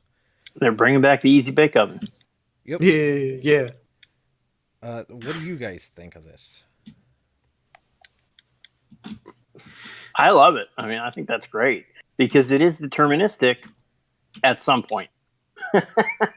You can, like in the example they gave, if you know the formula, you know full well you're getting the sniper rifle with the perk you wanted on it. Yeah, so the one that they gave us was if you put in a Rune of Jubilation, any red rune, and any purple rune, you will get a Beloved, that's the name of the sniper rifle, the Beloved sniper rifle with a Handling Masterwork trait. Yep. Set that in and you will always get that. It's kind of like the Black Armory, what's its bounties, except you also get to control the perks and Masterwork. Yeah, I think it's a step in the right direction because it doesn't completely remove RNG, and we still have to play around and figure out all the combinations, just like we did with the Easy Bake Oven. Yeah, and somebody did the math, and it's something either like 260 different combinations or like 1,400 different combinations. Yep. So keep an eye on Reddit. I'm sure somebody's going to be keeping track of a spreadsheet. I think the one thing to keep in mind on this one is it's deterministic in terms of the weapons, but the runes that you get is still RNG. Right, that's what I mean. Yeah. Yeah. Great. It is. Yes, I was thinking you. Yeah. Okay. I think that when we get into the season, we'll find that there are some people who, like, they are upset about having to grind for gambit weapons now. They're upset about having to grind for specific runes now, or then. Yeah. Like, I want this weapon with this drop, so I'm going to grind for this specific rune until I get it. And that's honestly going to be worse than right now. You think so? I think so. How many runes are there? It's like there's nothing 16? here that says that the runes are consumed. I think I have no. Yeah. The presence of a way to earn them implies that, to me, they are going to be consumed.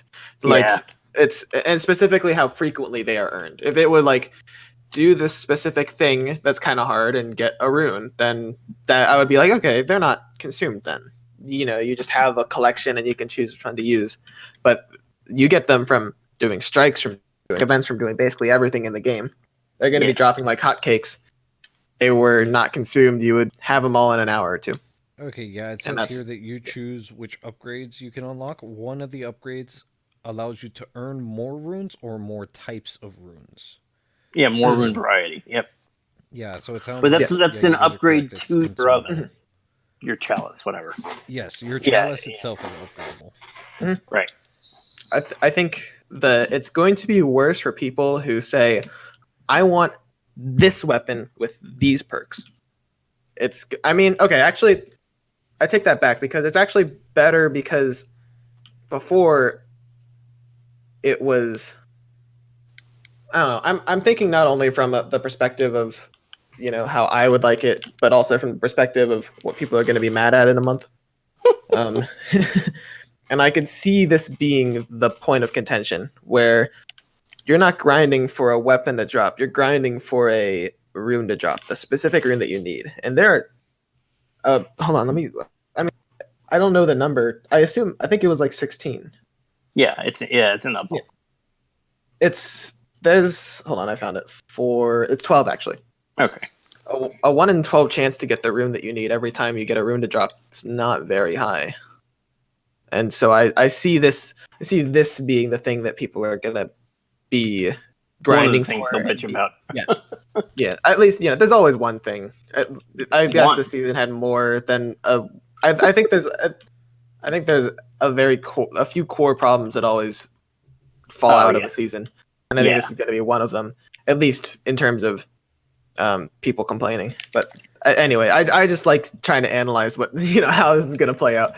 I think I do think it's a good system, and it helps a lot when you are just going for whatever gun you can make with the stuff you have that looks cool. Yep. I think that's the best way to play works this. well. Yeah. The issue Yeah, that and I'm then gonna- Go ahead. What's up? I was going to say the issue that I see potentially happening with this would be the same that we had with House of Wolves.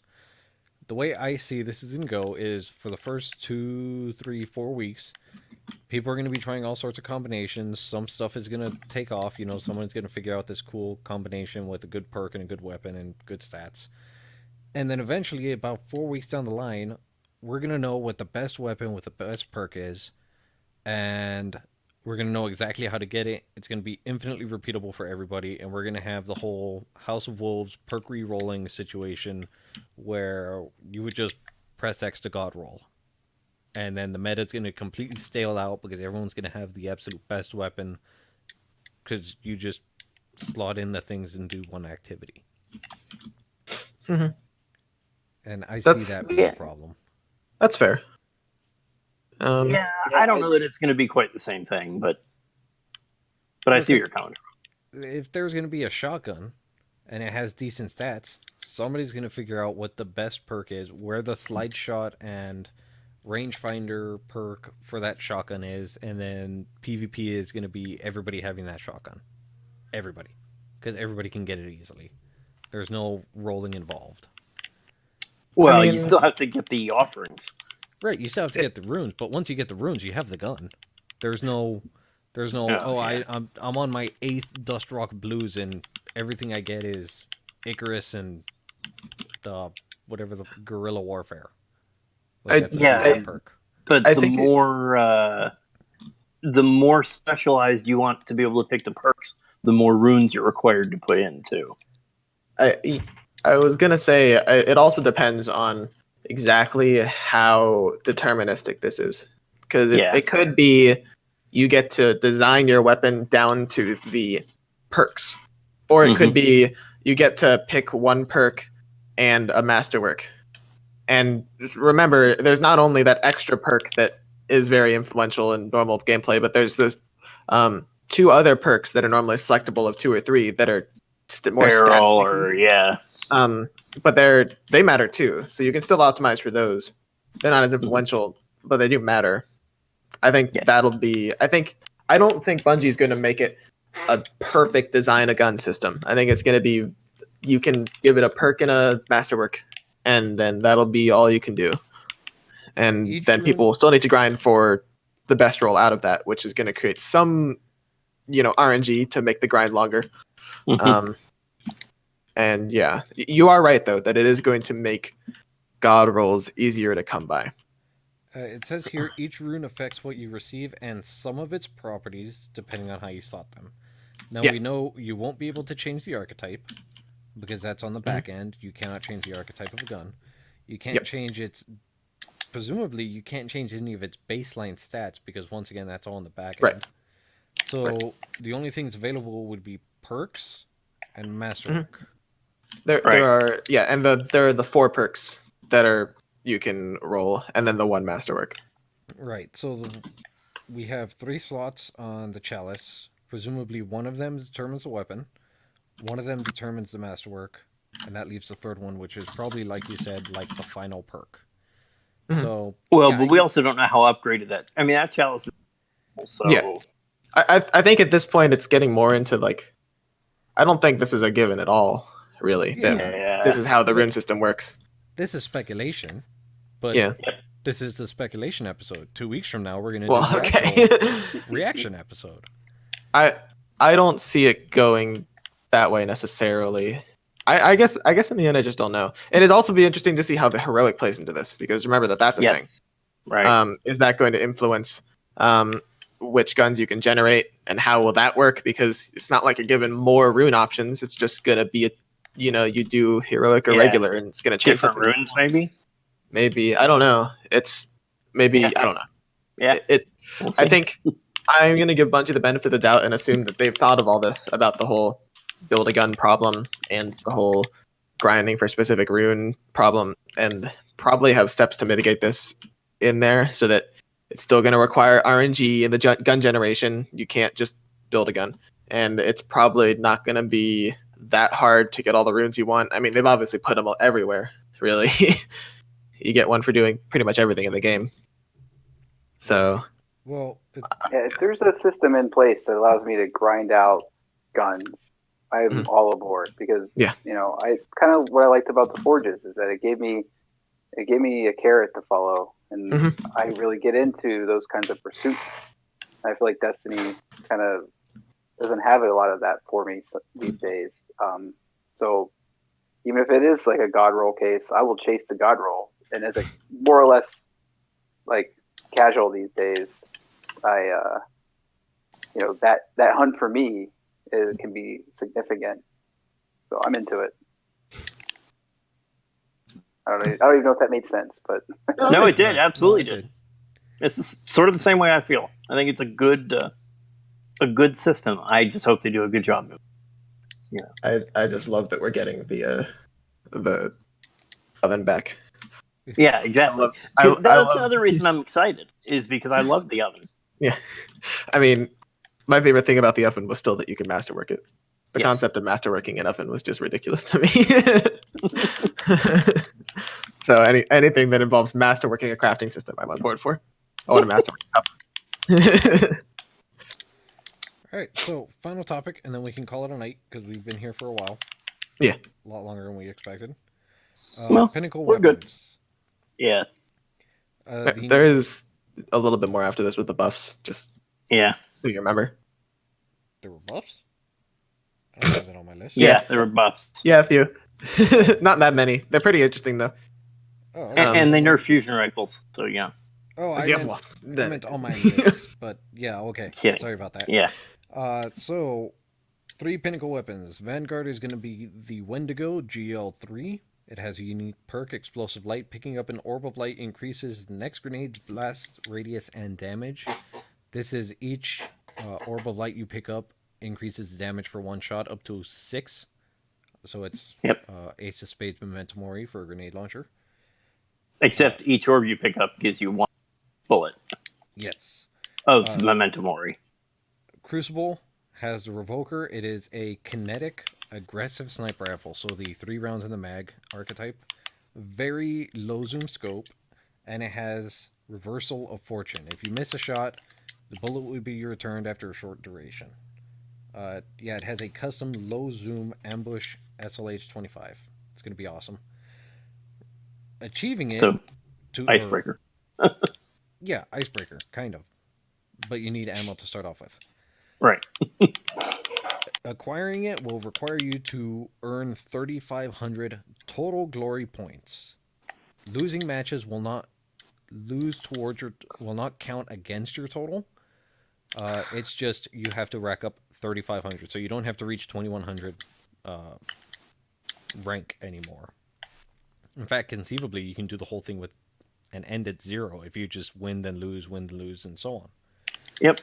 Last one is Hush. It's a combat bow. Hipfire precision hits grant a massive draw speed bonus for a short time, so it's like Archer's Tempo, but faster. What do you guys think of all 3 of them, specifically the change to glory points for the Crucible? Well, it's not a change to glory points. It's just a change, or it's just the way you earn this weapon.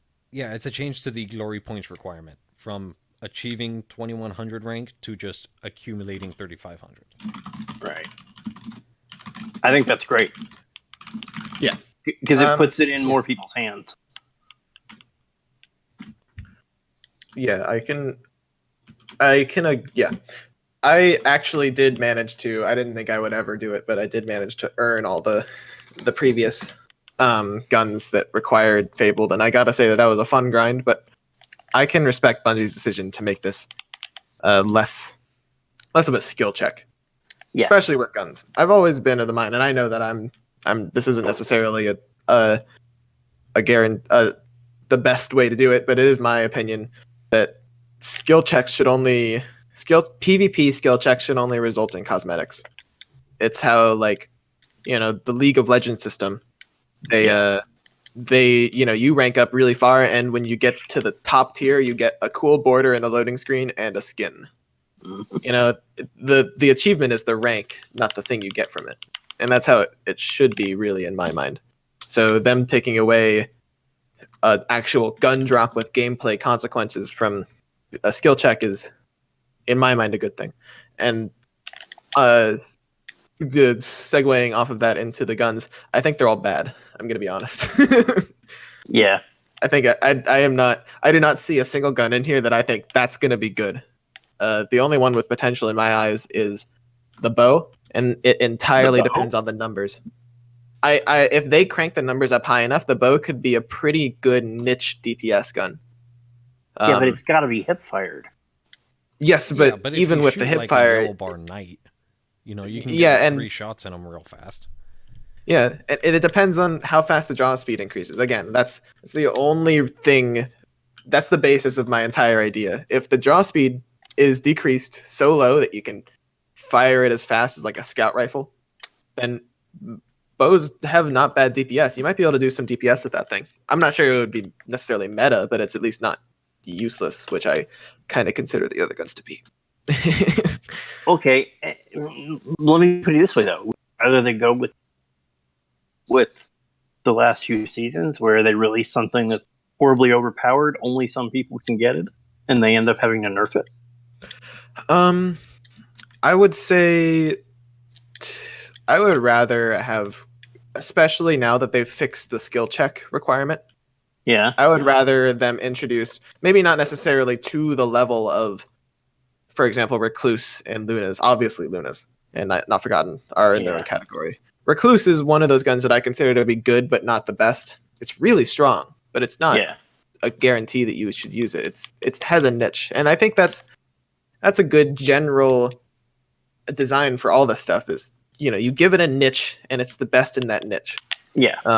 The problem is none of these guns, then their niches are either too small or their effectiveness in those niches are too low. Especially with these, and also just historically with the other non-Crucible Pinnacle weapons, I've felt this way. The word niche has ceased to have any meaning. What about Like the sniper itch though? The sniper, I think, is probably one of the most promising out of the bunch, but even that, it's I mean, okay, this is really really a Reddit kind of thought from me, but it's only gonna benefit the people who can't snipe, and I look at all this stuff as like, you're a console or a PC player. I guess that's fair. Yeah, a lot more. Yeah, Blue, that's true. Makes even the best sniper miss. Even still, though, it only gives you one ammo back at any given time. You can only miss one shot. Right. That's not that nice to have. I would much rather have. I would rather have a sniper with a bigger ammo capacity, a bigger mag size than this sniper, because it's it's going to be effectively the same thing anyway. So I would argue that the power in the sniper is not in the. I would argue the power of the sniper is the archetype and the what do you call it? Scope. Yeah, combo. This might be true. I can't anticipate this. It might be strong in isolation of its perk, but all the other pinnacle weapons have been strong because of their perk. Right. And I would rather, I guess, if it's good because of the archetype, that's a good thing as compared to not being good at all. But I would, in general, rather that pinnacle weapons be good because of the perks in a niche situation. I think this one is going to be. But isn't this the only one in this archetype with that scope? Yes, I'm not sure. This is the only high impact that has a low zoom. The Tatara Gaze has a very high zoom, right? And I can't think of any other high impact that people are using all the time aside from Tatara. The Leviathan Sniper, which also has fairly high zoom. And it's also got Snapshot too, don't forget. Yeah. This new one. So Revoker's going to have Snapshot. It's going to be... A lot of people are using the high impact snipers because they kind of have to. They do like 151 to the body or like 146. They do a lot of damage. And team shots, it's very good. But there are no low zoom snipers, so they're really hard to use. this new Pinnacle one is going to be a low zoom. So you'll be able to use it in a lot more situations. Team shooting is going to be a lot easier. And the perk is going to be a lot more forgiving. So if you do mess up, and you do miss, one shot, maybe you can take the second shot. You only get one shot back. That's okay. It's better than losing all of them. And your buddy can still clean up. It's a kinetic too. That's another thing. Yeah, it's a kinetic, so you'll be able to run Recluse with it. Yeah. Recluse and Revoker. It's going to be... I'm already calling that as the new meta. Yeah. It's going to be the new Last Word, or... Was it Last Word? Yeah, Last Word and 1,000 Yard Stare. Yep. Yeah, it's also funny that you bring up Last Word, though, because the PC meta right now is obviously very different than console. Yeah. So it's going to be interesting because I think one of the new metas after Luna's Howl and Unforgotten are gone is going to be the Last Word Sniper, just like in D1. Yep. Except you can't use Revoker with the Last Word. Right. So it's going to be some other thing. But I've already seen some people using this build right now, and it's very effective. The Last Word is good because of the rate of fire, and that's it. The hip fire perk is cool, but it can 3-tap to the head, and it's the highest rate of fire out of any hand cannon. Right. That's how it was in D1. Yeah. I mean, it was never about the hip fire. Yeah. Rate of fire. Well, according to Nonlinear Pine, who is the person formerly known as Nonlinear Pine, currently known as Stubborn Oak. Stubborn Oak, yeah. Luna's Howl and Not Forgotten aren't getting nerfed. They're getting buffed. He actually believes that they're going to be even better than they are now. I need to see it. I don't believe that, but I do give him credit that he knows more than me. So he said specifically that it's going to be easier to get kills with because the perk, I mean, they're getting rid of the headshot damage buff, but the perk still procs on body shots, so it actually makes it more forgiving to land hits. And the decrease in rate of fire should come with an increase in damage, which will make team shooting even better than it is now. So yeah, he sees it as just being an overall buff. It's going to be easier to use and kill even faster than it currently is. I'll have to see. I can't say he's wrong because he knows more than me, so I just want to wait and see. Yeah, Stubborn Oak is one of our 5,500 max comp. Just absolutely. Well, he's like one of our only Crucible. I made it to 2,300 this season. Should we go over the buffs and then call it a night? Yeah, sounds good.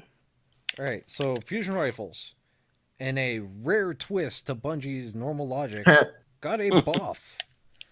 High impact PvE damage has been increased by 30%, precision archetype by 44%, adaptive archetype by 44%, and rapid fire by 47%. Some of the exotic fusion rifles did receive minor adjustments because of inheritance from legendary counterparts, but none of them received more than a 5% buff. So Telesto, Jotun, and Merciless. Can't wait for that Telesto or that Jotun buff. Woohoo! And just to clarify, in case people missed it earlier, these are just PvE. Yes, PvP is just unaffected. PvE. Yeah. And no, screw any changes to Jotun because I still don't fucking have the thing. Storm and Stress, max overcharge rounds increased to 99. This is for Drong of the Sturm and Drong combo. So kills with the sidearm increases Sturm's, or gives you buffed shots in Sturm up to a cap of 99. It's so silly. I mean, plus so the overall overcharge damage was, I mean, it's double. Yep, they increase the overcharge damage in PvE by 100%. So running Sturm and Drong in PvE should be a shit ton of fun now. Should be the equivalent of the Allerhorn. I love this change so much. I'm not convinced it's going to become meta because you do have to go on quite a killing spree with Drang in order to stack up Sturm's bullets to be that high. Yeah. But just the fun of going on that killing spree and then not reloading for about 5 minutes is Yeah, like true. really entertaining to me. And I'm there not will- convinced yet. Oh, but you go on. Well, there will also be a new version of Drong available in a Season of Opulence. So Yep. you don't have to use the one you currently have. There might Mhm. be a new one out that maybe is better. We'll see. Probably Yeah. has random rolls. Probably. Aside from its set perk. I don't think. Oh yeah, right. The one perk it does have. Yeah, that Well, has to go with Sturm. Yeah, Oh. Storm and Stress. Hold on. Let me double check something. Well, while you're No, you're double checking that, I'm moving on. Talk about swords. Ignore Yes. me. Ignore me. Yep. Yeah, Never mind. we're going to swords. Ammo capacity increased to a max of 70. Starting ammo increased by 10. Black Talon cost increased from 3 to 4 to use its ground and aerial projectile attacks. Adaptive frame ground uppercut, not in-air uppercut. Ammo cost increased from 3 to 4. Aggressive frame now lunge at targets with their aerial light attacks. Light attacks consolidated into a single damage event. I guess they were doing like double damage hits before. Slam attack also into a single damage event, and the slam attack ammo cost has been increased from 3 to 4. Lightweight frames have had their damage tuned. The ground light attack has been increased by 17%. Aerial light attack decreased by 21%, so don't go jump spamming your light attacks. Ground dash attack increased by 87%. Holy shit. Aerial dash attack increased by 78%. No ammo aerial light attack decreased by 49%, and all other no ammo attacks decreased by 15%. So heavy attacks got a massive buff. Light attacks got a slight buff. No ammo attacks got nerfed, and the ground dash attack, so the ground heavy, increased from 2 to 3 ammo cost. So they just adjusted swords a bit. The only way that these changes to swords make sense to me is if we're getting at least one exotic sword from D1 back this season. Probably Dark Drinker. The things that they said is they increased ammo capacity and the cost of heavy attacks to encourage mixing in light attacks to get the most out of them instead of just repeatedly using heavy. Yeah, Is whatever. What they said. I'm glad that they're changing swords, but in my opinion, this is not what they should be doing to them. Yeah. I think what they really should do is maybe even rein in the DPS a little bit, because it does a lot of DPS. With the heavy attack, maybe this is fine. I think the main attack needs an AOE, and I don't know why it doesn't have one. I've never thought when I go up against a horde of enemies, right now is when I should be using my sword. And this is just in my mental game balance idea. Swords should ideally be basically the best at everything, at the cost of having to be immediately in the enemy's face to use it. You know, so if you go up against a horde of thralls, you could cleave them all down really fast. If you go up against a couple majors, you can cleave them with a heavy attack really easily. The danger being, if you get overrun or overpowered, you're way more vulnerable than if you could do it at a distance with an LMG. And so it feels weird when they change this. It basically adds up to like, we're trying to make you use light attack more, but the problem is that I still don't want to use light attack. Yep. It's so slow at killing enemies. It's like 1, 2, 3 over a second. 3 enemies over a second. I can wipe out 7 of them in a second with an auto rifle, and that's a primary ammo weapon. Well, I think that's So- why they increase the ammo and the damage, is so that you're not going to use it against Thrall, but you wouldn't use a rocket launcher against Thrall either, unless it's a fuckload of Thrall. This is more for like yellow bars, you know, the kind of thing where you would bust out your rocket launcher or your machine gun to take down that resilient Minotaur. You can use your sword now, get a bit more ammo out of the light attack, and not have to worry so much about running out of ammo. I do like that ammo change though. That is a good thing. The swords should go a long time. They're not that great at anything else. They're good at DPS, I guess. I think they're actually pretty. Not a lot of people give them enough credit for how good they are at DPS. It's just kind of it's a little bit of a waste of a slot, Yes. but they're really good at it.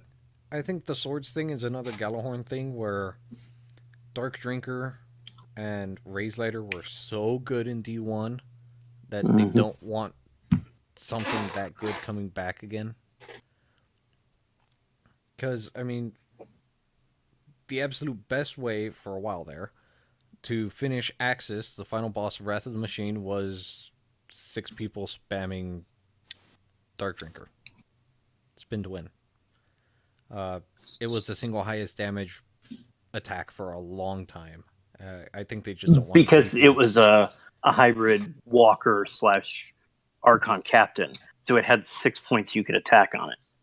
Well, I think you can only And hit Dark 4. Drinker, you'd spin around. Yeah, you couldn't hit all 6, but you could hit up to 4 with a single swing if you did the AoE attack. So yeah, and that was one of the best ways. The other two were Black Spindle and Cluster Bomb rockets. Yep. So, the other thing they did touch on briefly is, much like Drang, the class-specific sword coming back in Season of Opulence with new perks and a new form. Oh, so, they actually did that? Yes. Oh yeah, it's at the bottom. The Titan sword, the buff. Warlock sword, and the Hunter sword. And there's a picture. Yep. Oh, hey, there it is. Lightweight and aggressive swords are getting the same treatment, but it's only lightweight and aggressive. It's They those didn't three. mention adaptive. I think they're leaving Warlocks out, and I'm happy for it. Right. Warlocks are in there. I mean, Well, they're in the picture. They're not in the statement, though. oh, well, yeah. I'm just going to go ahead and assume that Warlocks got left out on this one. Yeah, okay. Do we want to touch on the last couple of things? There's just a couple. I was actually looking at this. The only thing the UI, I think, is big. Yeah. The main things worth mentioning are there are a couple good bug fixes in here. Yeah. Are you eating while we were recording? Yeah, maybe a little bit. Yeah, I can hear it. I'm sorry. I'm done. The main bug fixes that are important to note. Fun one is the toast emote from I think it was the raids. Spire Stars. Yeah, Spire Stars. That one now is endless instead of coming to an end, which is pretty cool. Super fun. You can no longer win Crucible matches after the time has expired. That was a bug that I knew a lot of people were having annoyances with. That's gone. I've never heard of that one. Oh yeah, it's you basically just the time goes up and it's like, oh cool, we won, and then someone gets a double kill and now you've lost. Yep. And it's like after the buzzer, so it shouldn't count, but it did anyway. It's not a fun thing, and so I'm glad they fixed it. But anyway, they also fixed the apply bug that's haunted everyone forever. Yes, always. Thank God. That's a really solid one. The rest are just kind of small details that are nice, but not super worth mentioning. Well, all right. And they're moving pursuits from the character screen to the director. I don't know if I like that or not. Their logic is sound. It is. And it's one of those things. I'm an old dog. I don't like new tricks. I have muscle memory on how to get to my pursuits. I don't want to change that. I think they should have put it not all the way at the left, but instead, like, I guess they wouldn't want to put it in between any of the menus because that would disrupt muscle memory a lot more than where they put it now. But I think it makes more sense to be next to destinations than map, following the logic they used as to why they put it in the director in the first place. But I understand not wanting to throw everyone's muscle memory out the door completely. And from the way that they say it, I think what they're going for is you can look at your pursuits while you're in the director and choose what planet you're going to. Mm-hmm. Where right now you'll be in the director and then you have to open your inventory and then move over one page to look at it. Whereas the new system, you'll be there, you just move over once. It's cutting out one menu versus being on the planet where it'll be faster to go to your inventory than pursuits. So this is more of a, we want you to pre-plan it versus, oh, I'm here, what is there for me to do here type thing. Yeah, If I that mean, makes I always sense. just use Destiny. It does. I always just use Destiny Item Manager, break.org to look at my pursuits anyway. So, Oh, so then you know, I guess why that are you won't even change that complaining? much. Yeah. Well, because that was the way. If I needed to do, that's what I'd do. So, Dork Throne, do you have any comments on any of this? No. To be honest, I'm kind of zoning out, but I hope they make swords awesome because I hate swords. I've always wanted to have fun with swords, and everything were else. swords fun for you in D1? Yeah, they were. Okay. There's a part of it where I don't want to believe in them. I don't think these outer space warlocks and marine soldier types should be dicking around with swords and bows. There's a disconnect, but they're fun. I like the sort of tactile feedback from them. So Yeah. The thing I was that gets curious. me about swords, here's a little mini rant for you guys. Wouldn't be a Do they podcast have without one. ammunition? Yeah. I was Right. trying to show They're my wife. lightsabers. Yeah, Because back in D1, I was trying to show my wife my awesome exotic sword. I had Raise Lighter. I had just gotten Raise Lighter for the first time. Hey, babe, come look at this. I'm going to show you this thing. I do a flaming uppercut. Oh, wait, no, hold on. I have to go get some ammo for my sword. And she just fucking lost it. Just, like, it makes no sense. Reload Yes. your sword. good old because video game. Yep. yeah, Can't have it any other way. Yep. No one would use anything else. It'd literally be the whisper problem. Yep. Or they'd have to be Infinite so ammo. weak they'd be, Yeah. useless. Oh, remember that the Titan sword back in year 1 that gave you ammo on heavy attacks? Which Yeah. also worked when you didn't have any ammo to begin with, so you could literally go from 0 and start increasing your ammo count. Yep. And they ended up having to fix that. Yeah, that was fun. Infinite ammo.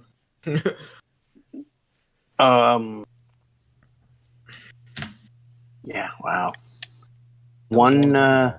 Holy crap.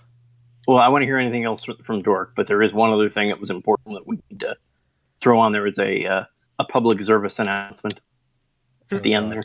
there. Please don't ever say that on my podcast again. That was great. What are you talking about? It was a where the fuck is Zerplug? We have a public service announcement on the site. Yeah. oh, Okay, so what is this public service announcement? Do not keep any Right. Gambit bounties, dailies, weeklies, primes, nothing from this season past reset on any character because there is a bug. It will tamp down your next 2 infamy upgrade rewards to 700 at most. we should put that on the actual public service. PXA. Oh, you're right. Yeah, I know. Hey, you're right. So if one of you would like to take the lead on that, go for it. I'm typing it right now. So, yeah, very important. All right, so Dork, you have any closing statements? We didn't really get to have you weigh in for the TWAB bits a whole lot. Anything you want to say? Oh, no. I'm actually. I think I would just say I'm actually looking forward to what's coming down the pipeline in Destiny. I'm getting kind of hyped up. I'm not. I think it's going to bring me back in, and I can't wait to see what it's all about. Other than that, I don't have anything super specific, but I'm looking forward to it. It's also exciting because of that new chapter reveal on June 6th. The 6th, yeah. Saw that. Can't Saw wait for that. that. Yeah. That's nice to hear. We're going to have that drop, and then the following week we're going to do our podcast. So everybody's going to already have talked it all to death. Yay. I hope I can come to that one. That's what I actually want to. That's when you want to discuss. Yeah. Oh yeah. No, you're not invited. We'll see. Yeah. One of the fun things about a rotating cast. Sometimes you might just get bumped off for somebody who hasn't been on in a month. No. Well, I guess that's it for this week. Mm-hmm. Thanks for joining us for this episode. Soren, Dork Throne, Dislike, thanks for coming on. Thanks for sharing your history, and thanks for giving us so much info about where the fuck is Ur. Yeah, for And sure. so many members for our clan. Yeah. Oh, Yeah. thanks. It was fun to talk with you guys. Yeah. Sweet. So we'll see you guys in 2 weeks when we discuss the new season pass that's coming out. No, that's pure speculation. But we will see you guys in 2 weeks. Thanks. All right, and that's it. I am going to leave that as the... Actually, I might just cut out the whole I'm joking bit just to fuck with people. Just to see if they sit through the full 2 hours or however long it is. It's just baseless conjecture anyway. Season pass bull. It's gonna be a battle pass. That's it. There you go. It looks more like a horse than a bull to me. We're going full battle royale. Mayhem in comp all season. There are at least 2 people in our clan that would like to have a word. Yeah. Well, like, not so friendly, who I swear had an aneurysm during the spring event. He has an aneurysm every week about something. Daily nowadays. Yeah, that's true. His name It's just seems to be a his bit charm. of a misnomer. Yeah, it is. It's just part of his charm. Oh, I should probably do this. Oh yeah, I was recording the whole time. Yeah, Oh, stop. no, I can't do that. No, I'll do it. It's fine. I was going to, but I didn't know if you wanted to keep any of this. So Oh, I mean, sure, I'll keep it. Well, no, I'm just going to cut it all out. But it's still fun. I am still streaming. What should I'm I- going to shut mine off. What should I save my file as? Whoa, shit. yeah, I didn't record locally. So Save project as, and then just put in episode 5 disliked. Okay. Not export to any format, just save the project specifically. Do not export it. Save it as a project, and then Got it. zip the project file and the audio file into a zip file, 7-zip or whatever, and then throw Sure. that up on Google Docs for me. Gotcha. Can do. Or Google Drive, because I want it completely right. uncompressed. I would have to decompress it to use it, and then at that point, what the fuck is the point? Yeah. Gotcha. I'll do that. All right, guys, I gotta jump off here. My phone's gonna die. yeah, Here, please. no, thanks. Yeah, that's all good. But I'll Oh, I see you should look around. that up too. Yeah. All right. I'll talk to you later. Yep, Yeah, see see you you. later. Thanks, man. I appreciate it. Yep, no problem. Bye bye. Hey, Soren, we should play again. I know I said that last week, but then we never actually did anything. That's true. I haven't actually played much recently. No, you just play every single time we're recording. Well, I just walk around and shoot things with Thorn. This time I was in the Nightfall time. Because I'm just trying to get the rest of that damn lore.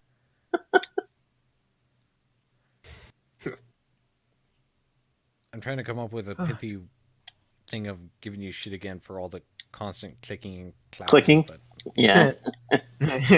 it literally got to one point on the last episode where you were so loud and you were talking at the same time that I couldn't cut it out. And it sounded like this.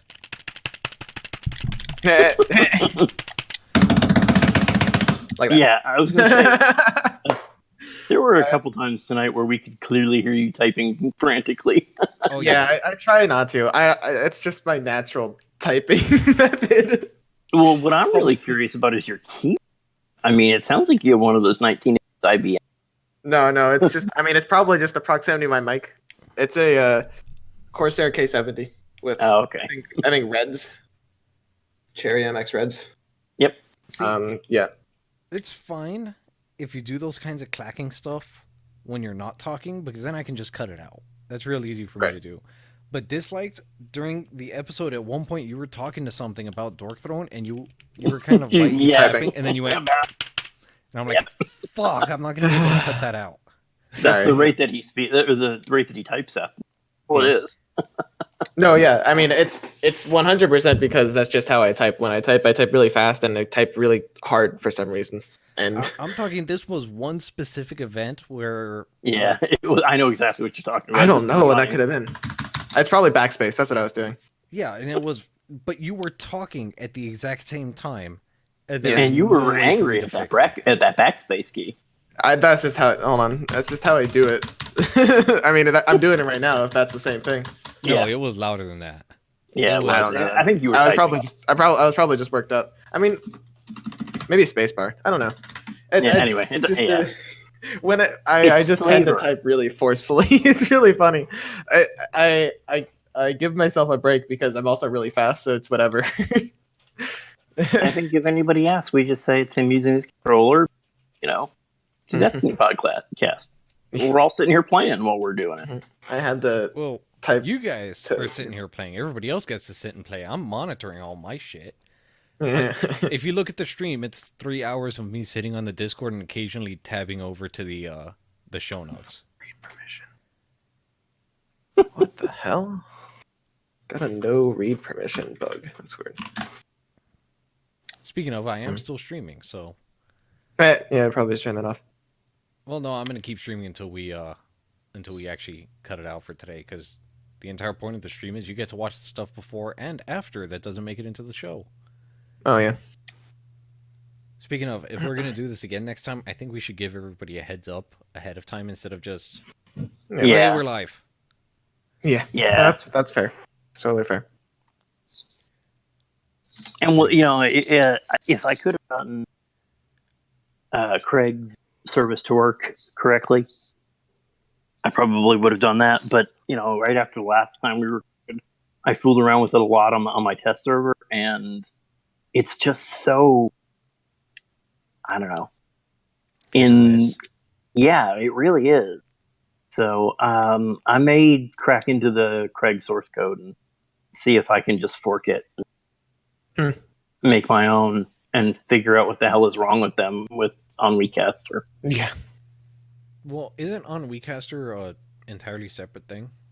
So I originally thought that too, but apparently not. It's just a module for Craig. Huh. Have you considered contacting the dev? Yeah, and you know, I've tried that in the past about other issues, and they're not terrible, but they don't. You know, the Charlemagne team, for example, loves answering questions, and it can be the same stupid question that gets asked 100 times a day, and they just have a help staff that does nothing but answer it, doesn't give anybody a hard time, doesn't say, oh, it's in the FAQs, go look it up. You can get booted from the Craig Discord for asking the wrong question. Huh. I saw it happen to 3 people last time I went in there. Holy shit. Yeah, it's like, wow, you guys are like, you know, militant. So it's like, I can just pull up the source code and not have to worry that I'm going to get booted from your Discord. So, like, Some people just can't handle it. What were the questions they were asking? I mean, they were usability things. You know, they were people that wanted to use the bot on their server and had legitimate questions about how to make it work. And yeah, were some of them things that if they had really read the FAQ, they could have figured out? Sure. But some of it's just not self-explanatory. And some of it, the only place to find that information is on their website, but in their Discord FAQ channel. And it's like, I just joined. I don't want to read all the contents of every channel on your Discord before I come ask my question. If it's that important, it should be in the manual on the website. Yeah, sounds like a complete shit show. Yeah. And it kind of makes me glad that I'm completely ignorant of how any of this stuff works, because it means I just offload all the work onto you. Well, you know, I mean, I don't mind. I've done audio and video codecs for Linux kernels in the past, so I know how most of that stuff works. Plus, there's a ton of math in digital and analog and vice versa. All right, I'll just stick to doing what I do best, which is cutting out clicks and clacks and editing in music. Speaking of, do you guys have any requests for this week's intro? I don't know. I think we could Like, what do probably you- find like a line. What do you Dork. mean? Like, I'm sure there was something good Dork said that we can use just as a one-liner. No. The Linear Pine intro is always the same. I know. meant- The- I yeah, meant the the- music yeah. bit. Oh. Why? What did you think? Replacing Pines with someone from Dork? wait, Or augmented Wait, pines. wait, like you know, a- with like a- something like a- else. Like like a- one-liner from Dork. one of those. Yeah, those. I wasn't implying getting rid of that. I was thinking tacking something at the end of it. Like, a lot of podcasts do that. Or before, where they just take like 15 or 20 seconds of excerpt that's sort of funny and out of context Mhm. from the podcast and put it at the very beginning before the intro plays. That's what I thought you were talking about. Oh Hmm. no, I always want to keep that bit the same, Okay. so that when people start the podcast, they know exactly what they're getting. Yeah. That I've listened. The beer. I have 3 different podcasts that when you start them, you don't know. Like if it's just in my playlist, and it Mhm. goes from one to the next, you don't know what it is until like 15, 20 seconds pass by, and Mhm. you can figure out who's actually talking. This is supposed to be like when you hear that beer can and you hear Nonlinear Pine say "Let's talk," you know what podcast it is. Yeah. Hello Internet's like that, where you got to listen for 30 seconds before you can figure out, Yeah, and also it's the same thing with the music. I try to keep the music.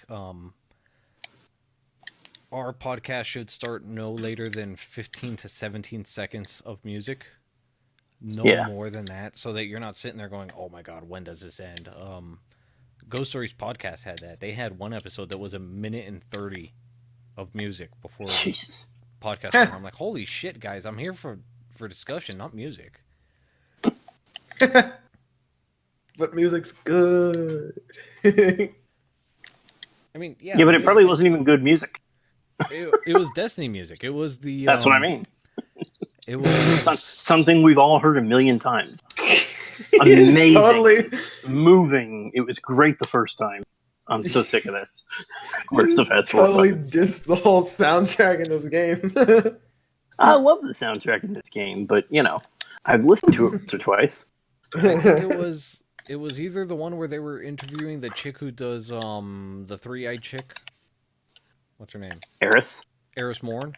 Or I mean, that's it not the was- actress's name, but Right. It was either they were interviewing her actress or they were doing the Books of Sorrow. So it was 1:30 of the horns from the Taken King when you started the game. Like oh just jeez, that music. And it's like, oh, for God's sakes, guys. something we've all heard a million times. Yeah, literally every time you boot the game up, you heard it. Exactly. Yeah. But I didn't know better. That almost sounded like an editor trolling the user base But by they putting were in the all boot like noise that. that everyone's heard a billion times. They were I all mean- a ton of music. I feel bad every time I do that in any of our clan videos. I mean, but I do it, but I don't, do it just to let you listen to the music. It's just so the text is on the screen or while I'm talking or whatever. I think this episode 4 had the longest musical intro, and that's just because I pulled the music where I could, where the crescendo started, where I started building, and then I started to fade out at the top of the crescendo, Mhm. so that it wouldn't fuck with the audio. It it would build, it wouldn't start plateauing, and then not actually building, climax when it was supposed to, and it would sound weird, because that's Mhm. what I did earlier, and it sounded funky. And I think that was like 19 seconds. And even that, I'm sitting there going, holy shit, is this a bit too long? Before I start talking? So I have one of 2 requests for you to do for the audio then, and it's up to you whichever one you want to use. You can use. Where's my music folder here for Destiny? Sorry, I'm still halfway through moving stuff to the so. You could also, this isn't Destiny related, but I've just been playing this game a lot recently, and it has a really good soundtrack that's not like kind of rocky, but like I don't know. You can listen to it. Like you can tell what kind of music it is in the first like 10 seconds. I don't know if there's any good stuff in here. It's just a really solid soundtrack that I've been listening to a lot. I've been thinking of doing non-Destiny music, and I think once we run out of like the epic Destiny songs, which is kind of what I've been doing, is like the really epic bits of the songs. Yeah. I might start going off into other games, but I would start with ones that have very similar musical tastes. So like Final Fantasy That's fair. 15, which Orchestral. is very orchestral.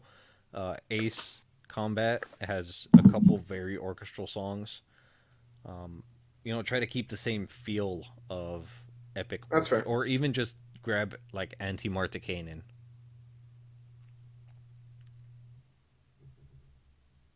Oh yeah, the little 8-bit. That's cute.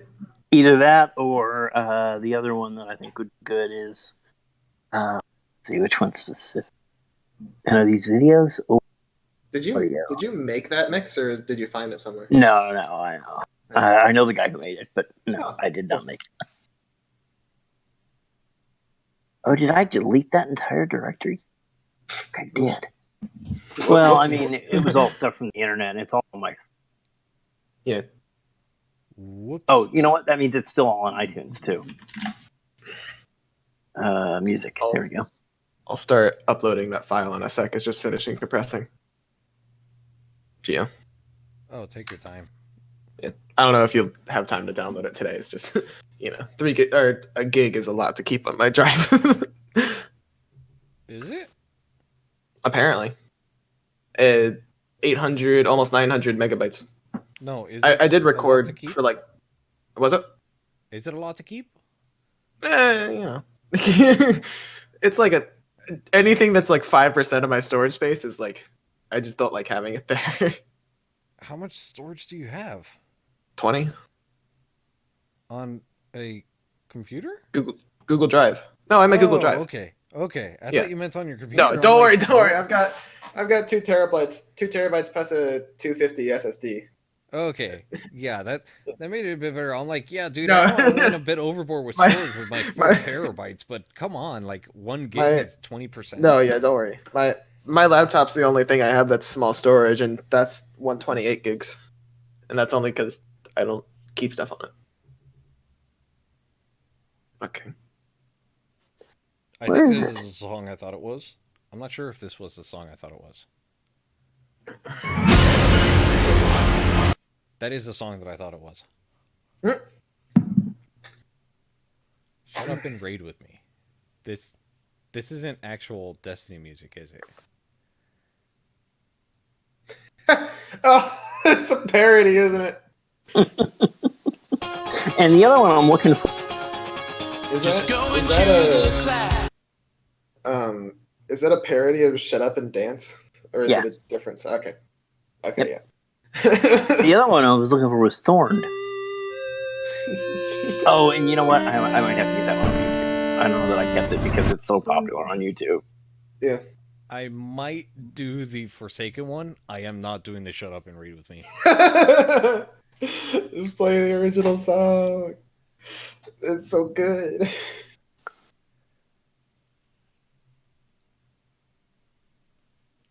I might just say screw it and go with this Final Fantasy one. That intro is so good. That is it. Oh god.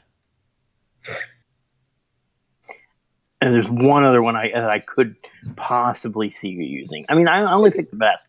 I have hundreds of Destiny parody songs on my phone, but there's 3 that I could see using. I forgot that my apartment's upload speed is actually really. They don't cap my apartment's upload speed. They only cap the download. Oh, that's nice. I uploaded that 3 gig file in like a minute. Not 3 gig, 1 gig, but still, that's really nice. Considering my download's like, I think 20 megabytes. It's really fast. I might just end up using this one. Here's the link to my audio. Sweet. Thank you. Let me know if I did something wrong. I still have all the original files.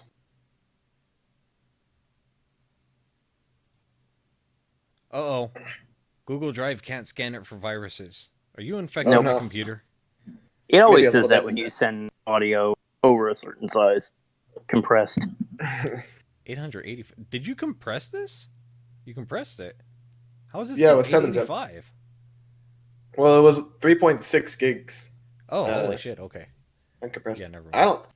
I just opened up Audacity and press record, dude. Shit, what's the size of mine then? Wrong one.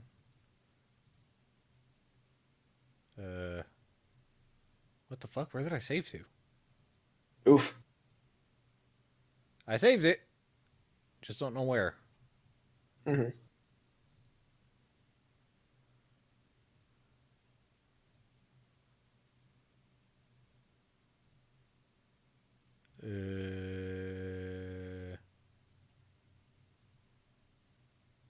What the fuck? There it is. Oh, it's in my documents. That's why. Audacity doesn't save to my audio. What do you mean? Oh god. Sorry, we can hear you. I'm not sure if that's on purpose. I think it's intentional. It's probably intentional. Probably.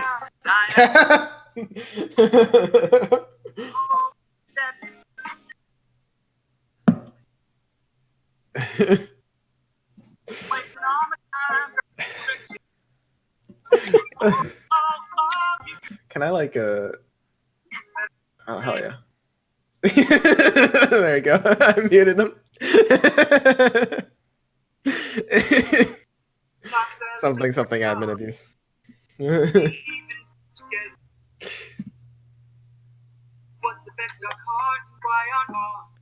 you Oh, go, I needed just to like, watch have you this. seen This is one? no, I saw it being posted everywhere. The Peregrine What? Reeves? Yeah, I watch them. Well, I know about the exotic, and I saw this being posted when people saw it, but I never watched it. Yeah, that's why I'm saying, have you watched this video? No, I'm You watching it the first time now. I just saw it referenced. You should watch this video. It's a very good video. It's a funny Mhm. video. Also, turn your volume down because he's fucking loud. I'm like not sure whether I have it down enough, but I also want to hear what's going on. That's fine.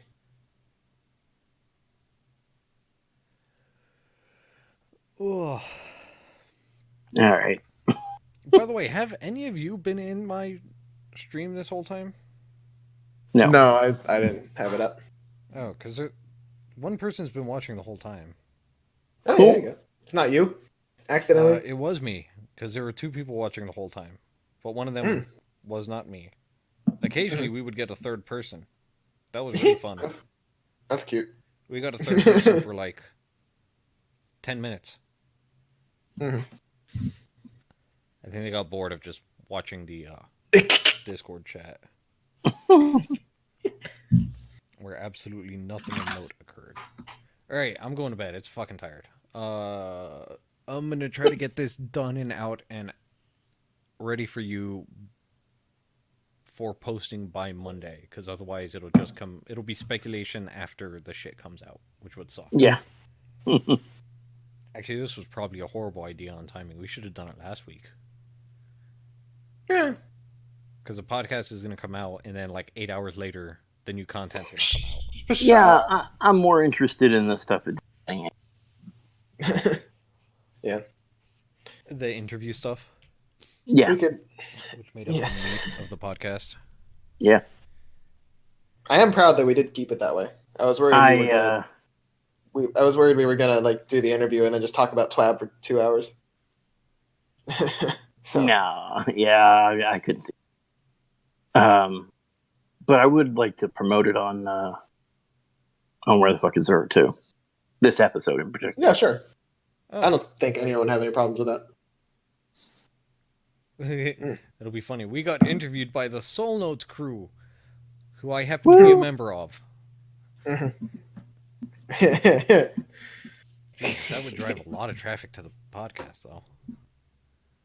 This is true. That was the point. No, really, that wasn't the point. The point was we talked a lot about where the fuck is Ur, and I guarantee you a lot of the visitors would be interested to hear that history and the insight behind it. So Yeah, And they'd that's be definitely a good interested idea in to put. classic mode. I was thinking about it when you suggested it. I'd probably be like a subdomain, like classic.wherethefuckisthere.com. that would work. And then that just routes to a special single HTML file that's updated automatically. Mm-hmm. Because the only problem with like having it be a setting is like that's kind of weird to have a setting strip away such intense UI. Kind of a nightmare to write too, from a front end script perspective. No, just tag everything unimportant as unimportant in HTML. Ah, so many tags. I'm kidding. Yeah, I'm kidding. Many. Yeah. Plus, it just makes sense for a subdomain. Would Yeah, it be possible to set up a setting that you could toggle that would then stick a cookie in your computer so that it sets that as the default, the classic? So easily. you go to, Oh yeah, that's for sure easy. Yeah. so then you The can just go only to settings. Because that's what click- it does now.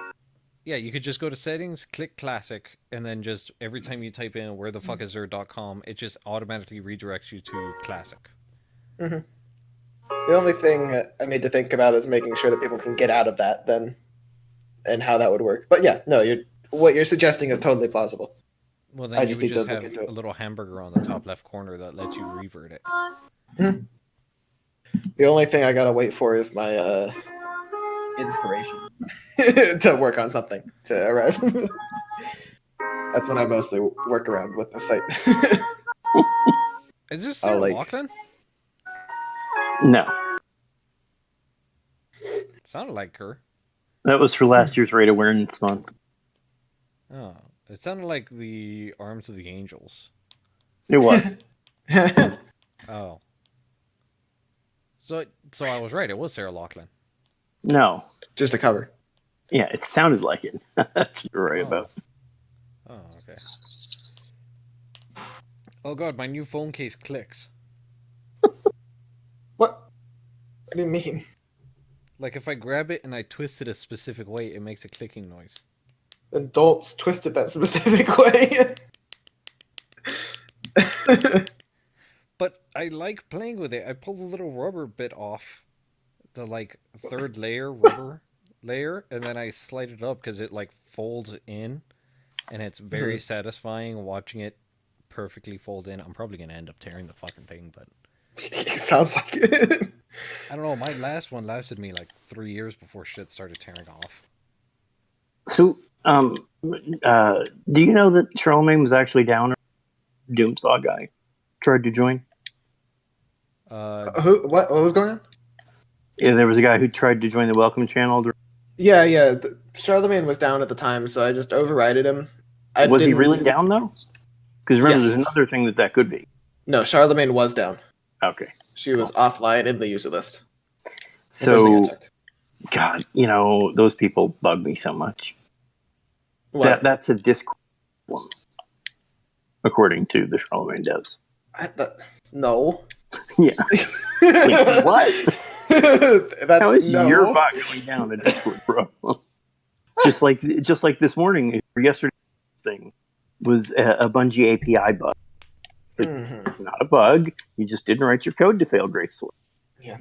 Like you mean the Zer thing? Yeah. Yeah.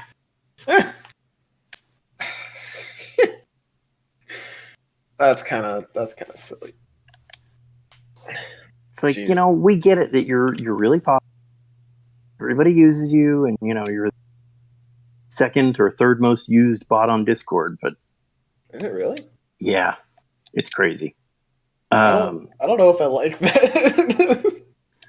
It's so Charlemagne is not written like it's the third most used bot on Discord.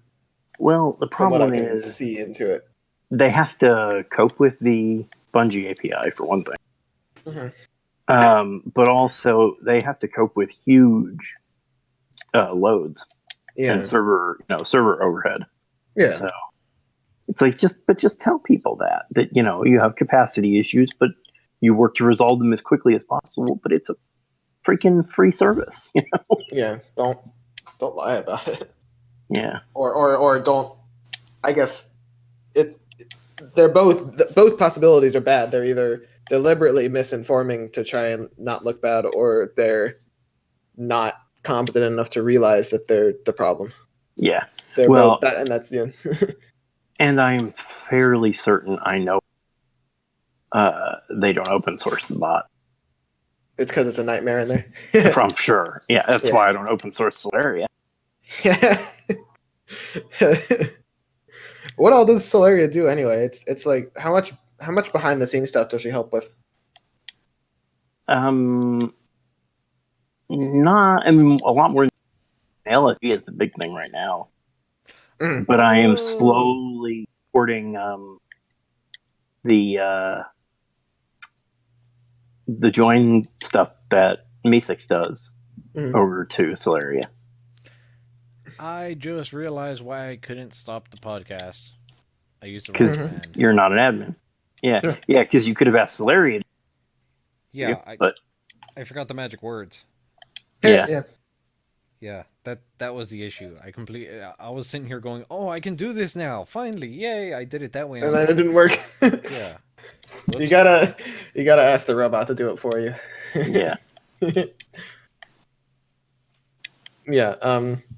Is there any way you'd be able to change the podcast start text?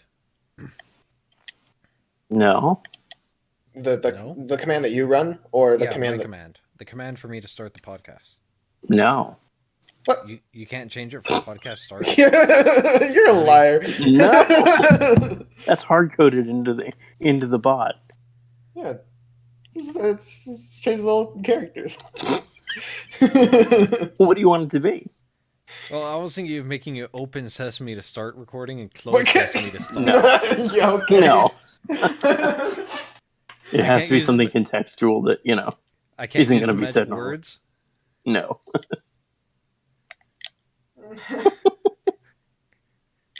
Because I will say this, it is the same phrase that everybody who has permission to use it has to say. So. Well, then all you have to just tell people is just use the magic words to make it record. And who else would be using it anyways? Like, the only people that start it would be the three of us.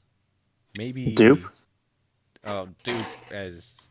He keeps saying he's interested in doing the hosting, but he's not giving me any feedback whatsoever on when he can do it, or the editing, or anything.